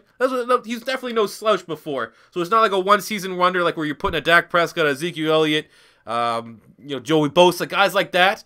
But I think, over the course of his career, he's been a very solid corner and really, really dominated on a team that, weren't really that good last year, the Chargers. So I think very big season for Casey Hayward. Good to see him do well. Moving to number 43. Another player that was hurt, but I think while he was playing, a monster. And it's going to be the wide receiver on the Cincinnati Bengals, Mr. A.J. Green. I think still, even though everyone knows he's one of the best wide receivers in football, everyone knows he's a beast fantasy football. You get him all the time. I still think he's underrated. Last season, had 66 catches, 964 yards, and 4 touchdowns. The first season, I think, of his career that he never broke 1,000 yards, but missed a bunch of games. I think he missed like 4 or 5 games, something like that. If he would have played those 4 games, he would have had, top 5 wide receiver stats, no doubt in my mind. He's absolute beast, man. I think, I don't know if I'm speaking too out of bounds by saying he's still underrated. He's still like the guy that, everyone talks about: Julio, Antonio Brown, Odell Beckham, and then it's kind of everyone else. But even though AJ Green deserves to be right up there with those guys, I think when they put him at number 17 on the official list, that's a little too high for a guy that missed that time. But I mean, it seems like for the official, it's voted by the players. They don't really give a shit if you missed time or not. We're gonna have that impact his grade a little bit, but I think 43 is a good spot here for AJ Green. Moving on to number 42. This is where my numbers get fucked up, so if I ever slip, I'm going to be one off because this is where I forgot a guy. So, like, my number 40, I don't know. I'm gonna try to do it so I don't fuck it up for you guys. So, moving on to number 42. Going to the Miami Dolphins. Maybe could be kind of high, I think. This maybe could be kind of high. This, now that I look at it, could be kind of high. Oh, you thought that was going to be Jarvis Sledge. No, sorry about that. Cam Wake. We're going to have Cam Wake. That's a pretty good troll, to be honest with you. Cameron Wake last year, 29 tackles, 11.5 sacks, 5 forced fumbles, and was second-team All-Pro. I kind of feel like statistically-wise, yeah, it feels right. He's been doing this thing for quite some time. I still think another guy, kind of like when you're talking about AJ Green being underrated, Cam Wake's also underrated. But 29 tackles, that's not a whole lot. Doesn't really jump in against the run a lot. And then you kind of go into the topic of, how much is Ashton Dominican Sue eating up double teams? That frees it up. His job's easier than a guy that doesn't have the luxury of having that. But still, man, 11.5 sacks, 5 forced fumbles, being second-team All-Pro. I think, I'm showing respect to him. Maybe it's the CFL bias, because he did his thing. He cut his teeth up here in the CFL. But I think Cam Wake was pretty good. All right, what we're going to do, guys, because we are getting a little bit long, we're going to go all the way up to 25. We're going to play one more game, and then we are going to finish up the top 25. So moving on to number 41. We are going to Houston. And we're staying on the defensive front. And I know he didn't play a lot of games last year. But you have to think he may be the best defensive player in football today. And I know I said at the top of the video that I'm not going to include guys that were hurt. And I'm still not. Psych, bitches. We're going to go talk about Jadeveon Clowney at number 41. Last season, 52 tackles, 6 sacks, second-team All-Pro. Freak of nature. There's no other way to put it. He's an absolute freak of nature. Another one of those guys, not all his stats come up. Kind of in the mold of Brandon Graham. But the fact that he was a freak against the run, freak against the pass, pretty much, if you look at his play style, very, very similar to what Khalil Mack. And those guys, I think, are going to be intertwined. Where everyone thought it was going to be, Andrew Luck, RG3. Now you may have Dak Prescott, Carson Wentz, always intertwined. I think, personally, the one that's underrated, not talked about enough, is Clowney and Khalil Mack. Now Clowney's able to stay healthy. That is true. But I think really, really tremendous season last year for Jadeveon Clowney, especially because he had to step up. With J.J. Watt getting hurt, someone had to do it. And I think now that you're coming back to a healthy J.J. Watt, a healthy Jadeveon Clowney. I know Vince Wilfork's not there. Big V's not there anymore. But I think Clowney's a good spot here at number 41. Moving to number 40, the only Cleveland Brown to make the list. He's really good. How come it seems like every fucking player we're looking at is hurt? It's going to be Joe Thomas. We got to make Joe Thomas. I always make the Pro Bowl at number 40. Made the Pro Bowl last year. Kind of got snubbed because I think last year was the first year they made it left tackle and right tackle. Usually they just, for all pro, they just have tackles. And I assume if they just did tackles, Joe Thomas would have got in over Jack Conklin. But the fact that he's Mr. Cleveland Brown. I'm pretty sure that the Browns are got to make a goddamn statue over this guy for how well he's been doing when this team's been utter fucking dog shit. So we had to include him at number 40. Moving to number 39. Going back to the Cowgirls. Oh, is he gonna put an offensive lineman? Oh, is he gonna put Mr. Zeke Elliott? Are we gonna ruffle some Dallas Cowgirl feathers? What are we gonna do? Sean Lee. We have Sean Lee here. Last year, 145 tackles. I don't think he had an interception or a sack, but was first team All-Pro. And even me as an Eagle fan, I can admit Sean Lee is the best player on this defense, and he has been the best player on this defense for quite some time. So we're going to show some love up here for Sean Lee, having him coming in at number 39, one of the top linebackers on my list. I think he's top 4. So show him respect here to Sean Lee, all right?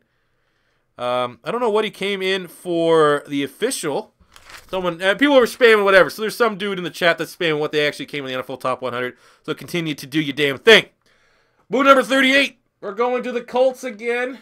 And we're going to the #1 receiver in the NFL, at least in terms of receiving yards. And that's going to be T.Y. Hilton. Last season, 91 receptions, 1,448 yards, which led the league, but only 6 touchdowns. Again, another guy product of a very pass-happy offense. Has a really great quarterback, but still, you got to show respect where respect is deserved. He ranked lower than Dez Bryant, or higher than Dez Bryant, which is absolutely ridiculous. He had 2 less touchdowns and way more stats. It was way more of a bigger influence on his team than Dez was. So we're definitely going to be showing some love to T.Y. Hilton and putting him up here at number 38. We're leading the league with almost 1,500 receiving yards. Good year. But number 37, we're going back to the Tampa Bay Buccaneers. And we're not going to talk about my favorite wide receiver probably in the NFL. We're going to go back to the defensive side of the ball. A guy who, at one point in time, I called him my Facebook friend. And that is Gerald McCoy, who had 34 tackles, 7 sacks, 2 forced fumbles, and was second-team All-Pro last season. Big old Gerald McCoy, beast man. Real underrated. Definitely had to include him. I think my money, top 5 defensive tackle in the NFL, even though he's not always talked about in that regard. Again, I come back to kind of what I talked about with Quan Alexander. This Bucs defense kind of didn't perform up to the level I personally would have expected them to. Maybe this year will be the turnaround. But, you know, not bad year for Joe McCoy. And definitely in terms of his history of being a great defensive tackle and really good stats last year is why we have him here at number 37. Go to number 36. He may be the fucking best rapper in football today. We're not talking about Le'Veon Bell and his corny shit. We're talking about G-Reg with his third leg, Greg Olsen. Last season, Greg Olsen, 80 receptions, 1,073 yards, 3 touchdowns, and second-team All-Pro. When Cam Newton wasn't making plays, when Jonathan Stewart was hurt, when Kelvin Benjamin was just getting fat, I guess, Greg Olsen was the motherfucker that was putting in that damn work. G-Reg, I mean, G-Reg's the man. There's no way to put it. One of my favorite players in the NFL, not only just because he's from that 7th floor crew, but let's be honest, he's a monster. And because we only got 14 minutes, we're going right through, boys. We're finishing the list right now. Moving on to number 35. Going back to the Bengals, probably the last Bengal I think on this list.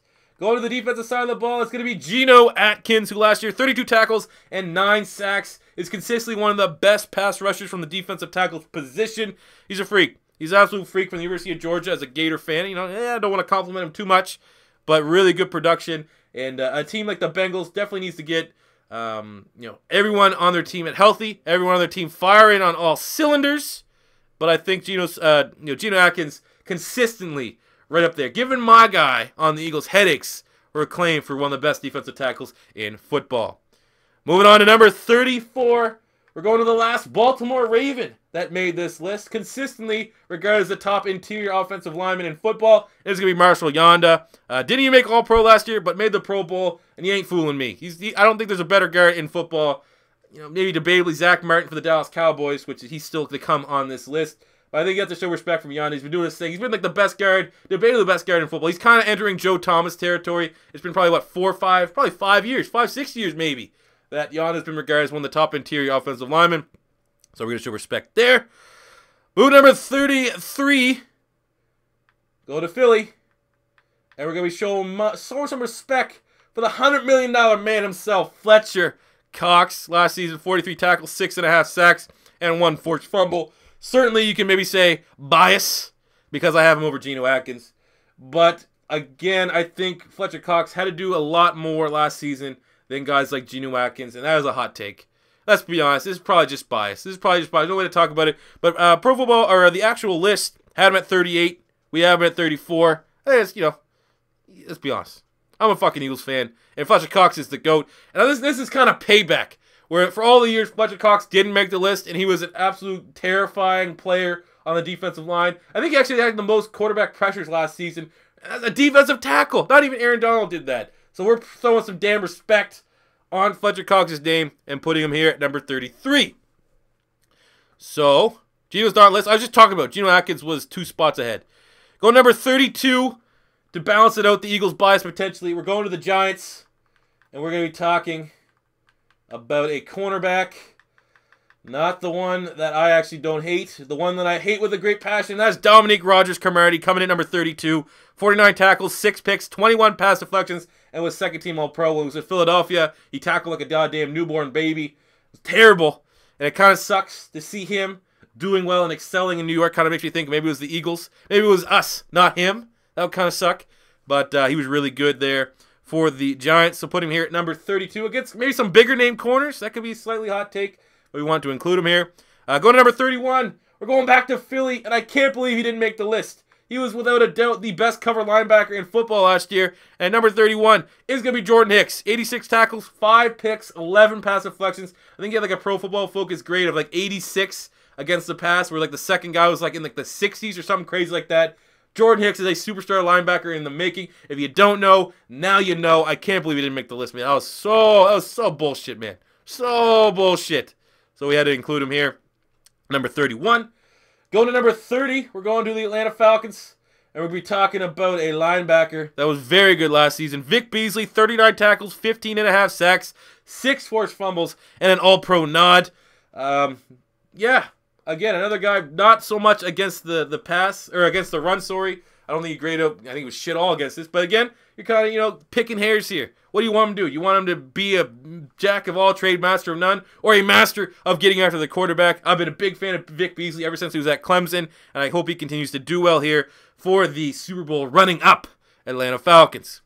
Moving on, number 29, we're going to an offensive lineman for the Raiders, and his name is Kalicio Semele, All-Pro offensive guard, coming at number 25. So much respect, because he's beast, man. Good offensive line there in Oakland. We have to give it up here for Kalishi. Going to number 28. We're going to the Green Bay Packers. We're rocking and rolling here because we have 10 minutes left. We have Jordy Nelson, who last year 97 receptions, 1,257 yards, and 14 touchdowns, leading the league in receiving touchdowns. A lot of people were saying, Boo Birds, maybe, that Nelson coming off that injury. He's too old. He's not going to look the same. He's going to be so much slower. Showed everyone wrong. A red zone monster last year, and earned every bit of accolade. I think 28, for Jordy Nelson is a total fair grade. Ranked number 95. Who's 95? Kalishi. I'm showing love to the Raiders offensive line, the second best offensive line. But hot take though. Look, a hot take with Kalishi Semele. He didn't give up a sack. You don't give up a fucking sack. You're getting real high here. All right, moving number 27. Finishing up with the second last offensive lineman. You got to talk about Dallas. We talk about offensive lineman. So we're going with Tyron Smith, all-pro offensive tackle. You know, anytime you make all-pro offensive tackle, he's a beast, man. He's a freaking nature. He's like 320 pounds and has a six-pack. His Dallas Cowboy offensive line made everyone else on that team better. It's what makes that team work. So we have to show some respect to Tyron Smith. Go to number 26. We have the Buffalo Bills. No salt here at all. We're showing some love to Shady LaShawn McCoy at number 26. 1,623 yards from scrimmage to go on with 14 rushing touchdowns. Or I think it was 14 total. Plus he had competition. Mike Gillespie, I mean, he was banged up. They didn't use him a whole lot, but still was a freaking nature. A little bit salty. He's not in Philly. Maybe. That could certainly be a potential salt. A little grain of salt there. But I'm glad he's doing well, man. One of the best. I think statistically speaking, he's like the best running back in Eagles history. So I like him seeing do well in Buffalo. Move number 25. We're going to the Kansas City Chiefs. And we're talking about statistically the best tight end last year in Travis Kelce. 85 receptions, 1,100 yards, 4 touchdowns, first team All-Pro. Touchdowns a little bit low for a tight end, but I mean, you know, you kind of have to evaluate. He's in the Chiefs offense. My controller keeps disconnecting like a motherfucker. Good, man. Big time playmaker, mismatch nightmare. Real good, man. I think he was actually ranked 26 too, so we agreed with their rating. Go number 25. We're going back to the Cowboys, the final offensive lineman on the list. I think he's the best offensive lineman in football, and that is Zach Martin, all-pro offensive guard. I mean, you had to include one of the Dallas Cowboy offensive linemen this high because they were debatably the best player, the best unit. They made everyone else on that. They're the reason why Dallas was as good as they are, so you have to show some respect. As much as it pains me to admit, Zach Martin is, I think, better than Tyron Smith.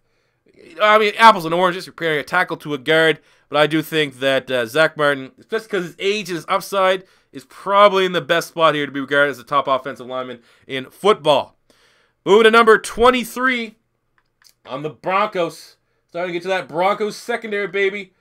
Aqib Talib. Last year, 43 tackles, 3 interceptions, 12 pass deflections, and first team All-Pro. This team, I mean, the secondary and Von Miller tried to carry this team to a goddamn playoff berth. Couldn't do it. Couldn't overcompensate for the shitty offensive line and the pretty stagnant offense. But Talib and his partner, we're going to talk about shortly, they're absolutely incredible. They deserve all the accolades that they get. So at number 23 is him. Well, number 22, we're going to a quarterback on the New Orleans Saints. and his name is Mr. Drew Brees. Couldn't believe they had Dak Prescott higher than him. That was absolute bullshit. Last year, Drew Brees, 7-9 as a starter, didn't make the playoffs, so that weighs against him, but his stats were insane as always. 5,200 passing yards, 37 touchdowns, 15 picks. So we have to show love for Drew Brees here at number 22. Going to number 21. We're just rocking and rolling here, guys.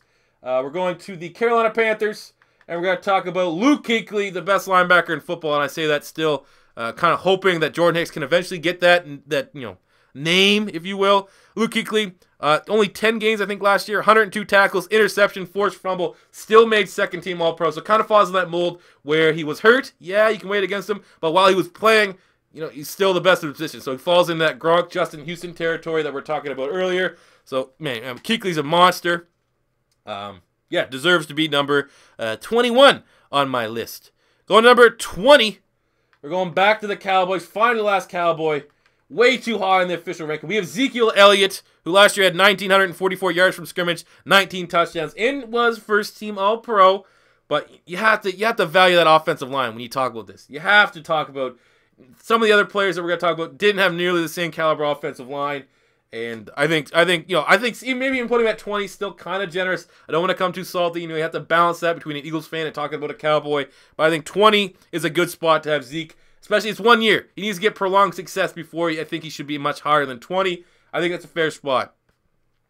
Move number 19.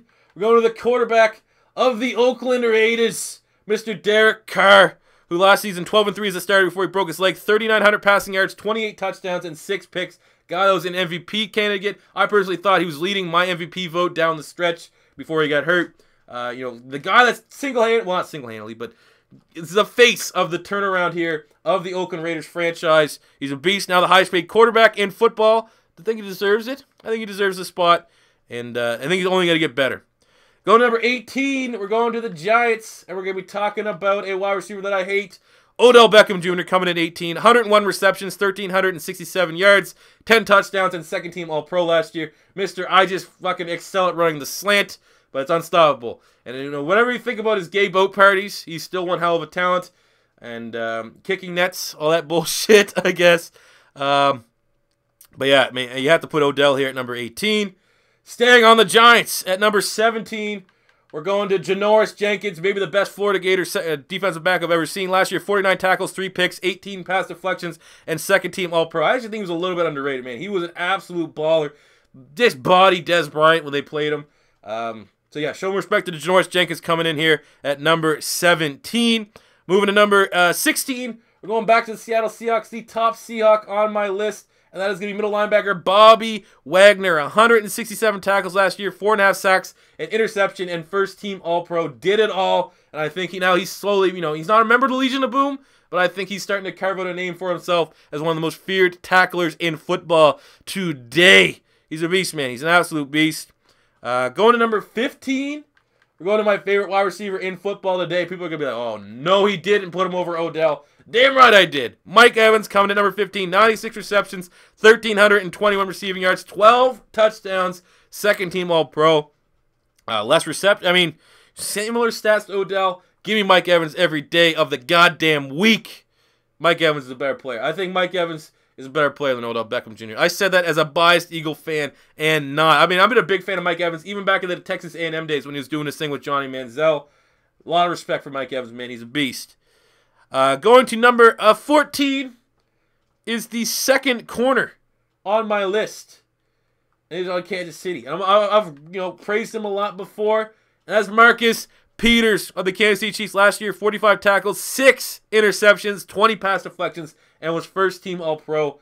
Ball hawk. Absolute ball hawk. The definition of a ball hawk in today's game. And still, the guy, he's a shutdown corner. When I hear shutdown corner without the production, it just reminds me of Nnamdi Asomugha with the Raiders. And we all know what happened when he went to Philly and it burned me. I want production, and Marcus Peters gives you that production. Elite athlete. Oh, man, if the Philadelphia Eagles only could have drafted him, how things would be different. But big fan of Marcus Peters. Mark Peters is an animal, man. He's a fucking animal. Going to number 13. Staying with the Chiefs. Going just down one position. We're going with Eric Berry. Last year, 77 tackles, 4 interceptions. 2 of those were pick sixes.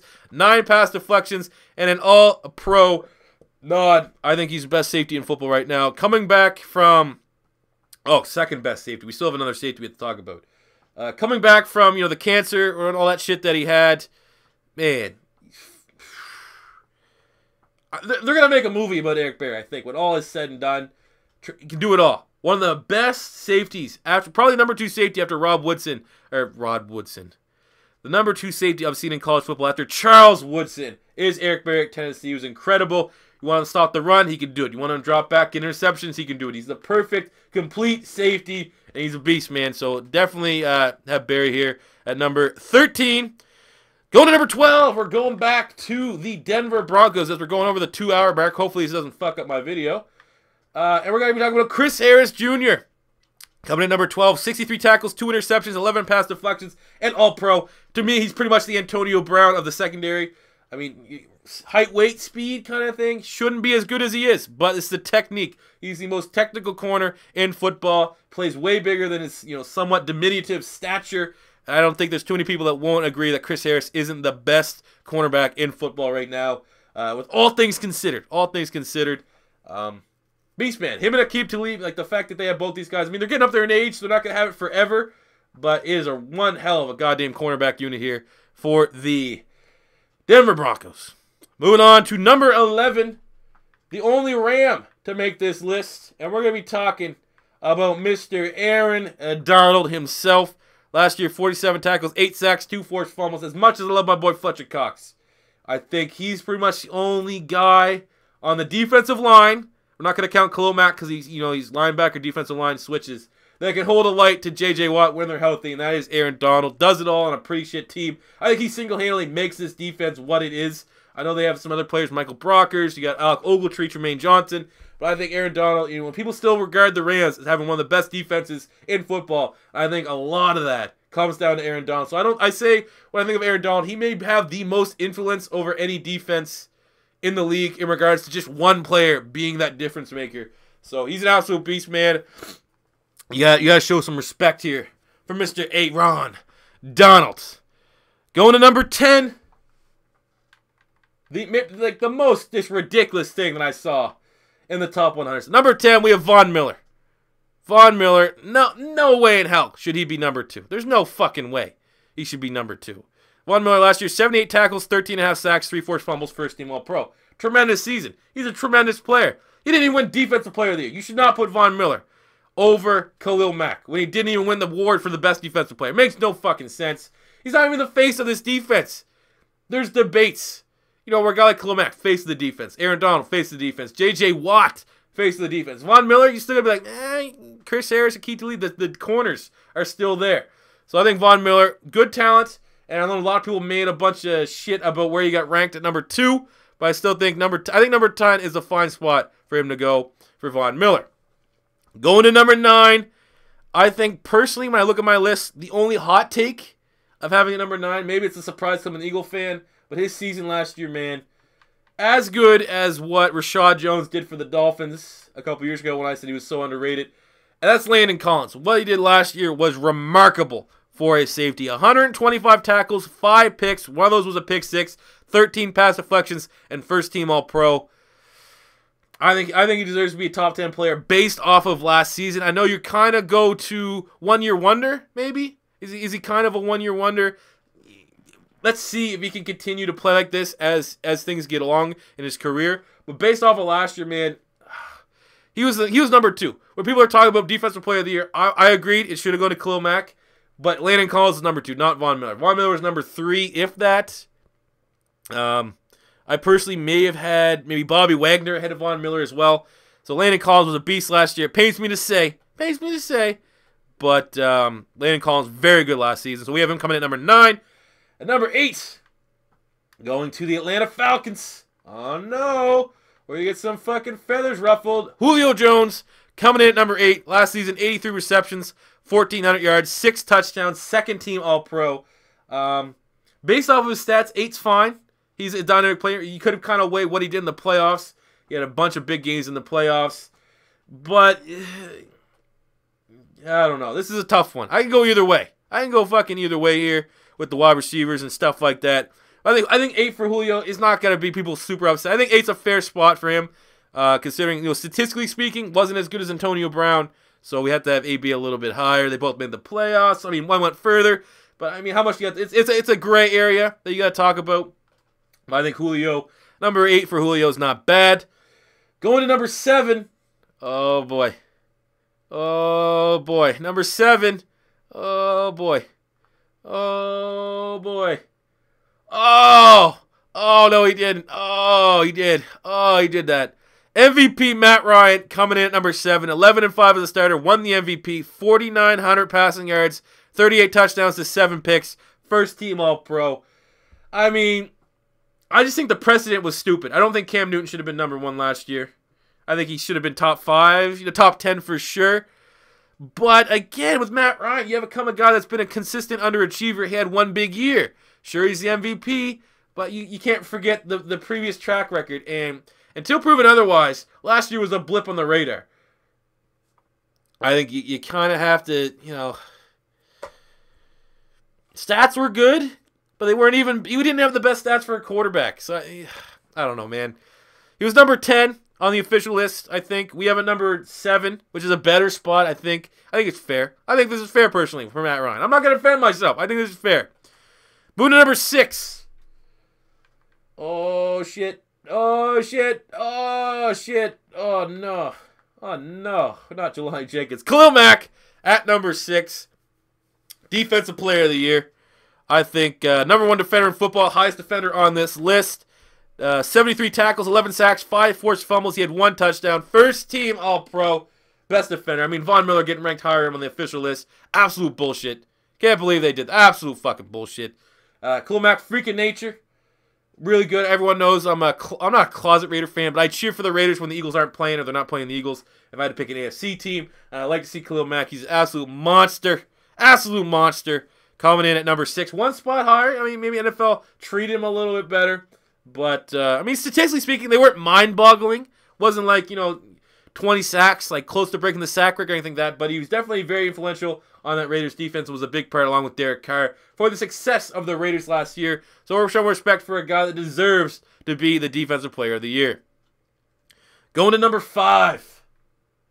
We're going to Pittsburgh. Who's it going to be? Number 5, Pittsburgh. It's going to be Antonio Brown. Coming in at numero 5. 106 receptions, 1,284 yards, 12 touchdowns. First team All-Pro.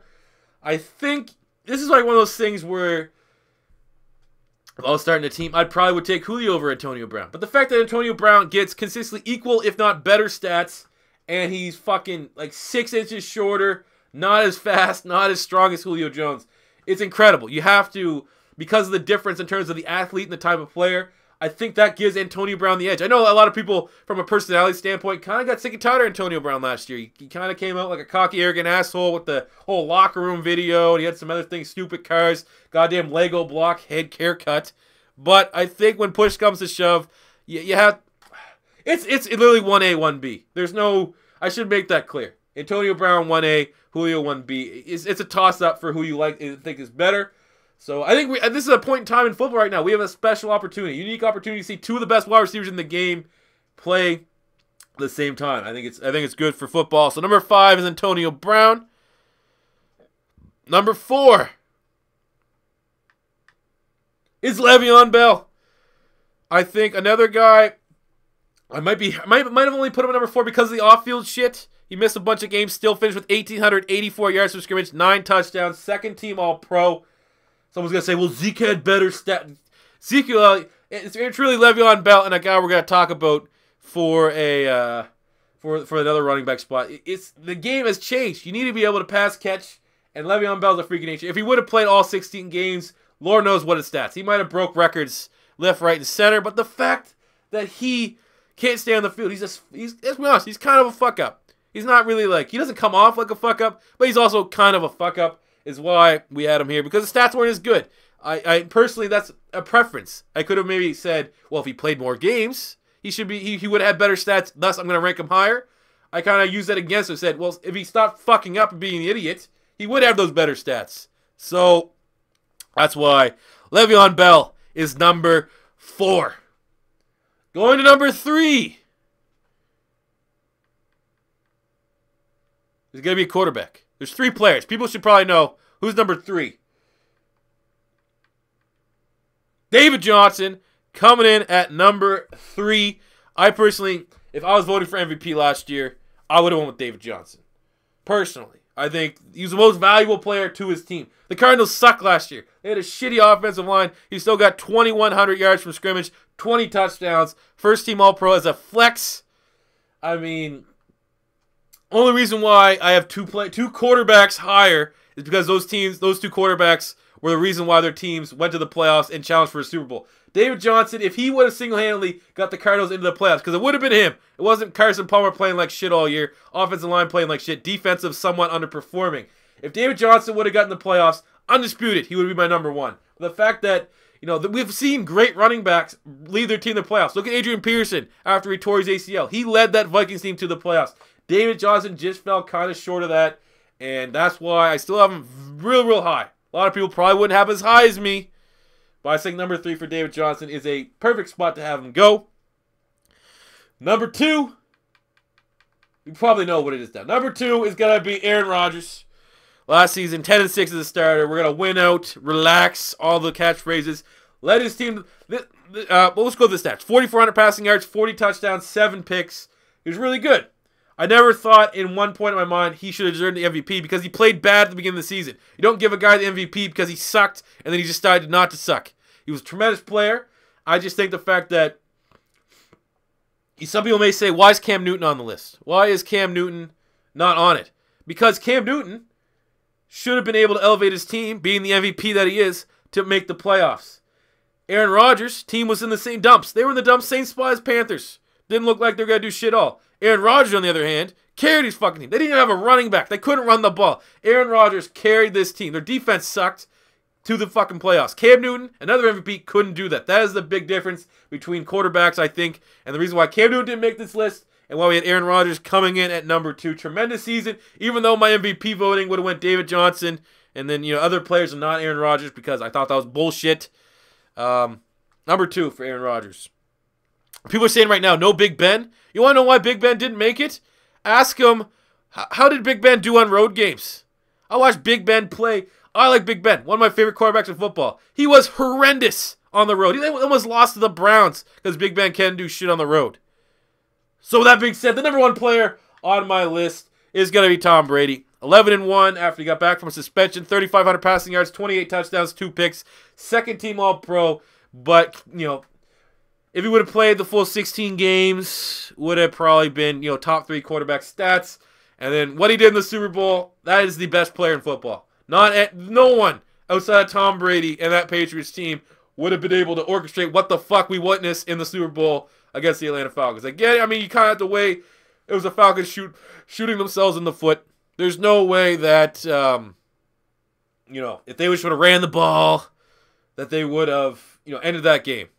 But still, somehow, some way, Tom Brady proved to say he did something that I don't think any player in football last season would have been able to do in that Super Bowl performance. So they had number 1 in the actual top 100, and in my list, Tom Brady is number 100. As much as it pays me to say I hate the Patriots as much as the next guy, you gotta throw some respect on Tom Brady's name, and that is why he is number 1, and I am exhausted. Oh, I'm exhausted. Thank you for watching all 2 hours and some fucking minutes. I hope this video gets uploaded as an upload, as a replay. Usually sometimes when it goes over 2 hours, it doesn't upload properly. But, oh, fuck, I'm going to bed. That's what's fucking happened. I'm going to bed. But yeah, this will be uploaded later so you guys can come back and check it. Hopefully, maybe one of you guys wants to be a fucking legend. You'll be permanent mod if someone wants to timestamp maybe the start of each ranking. I think that'd be kind of cool. But thank you guys for watching. This is your first time stopping by. Don't be afraid to hit the subscribe button. And thank you very much. I'm going to go fucking die somewhere because I guess some of my list sucks. All right, boys. Live stream maybe again at some point this weekend. Who fucking knows? Pink's list probably coming out tomorrow. I got to record that at some goddamn point. Thank you for watching, and peace out.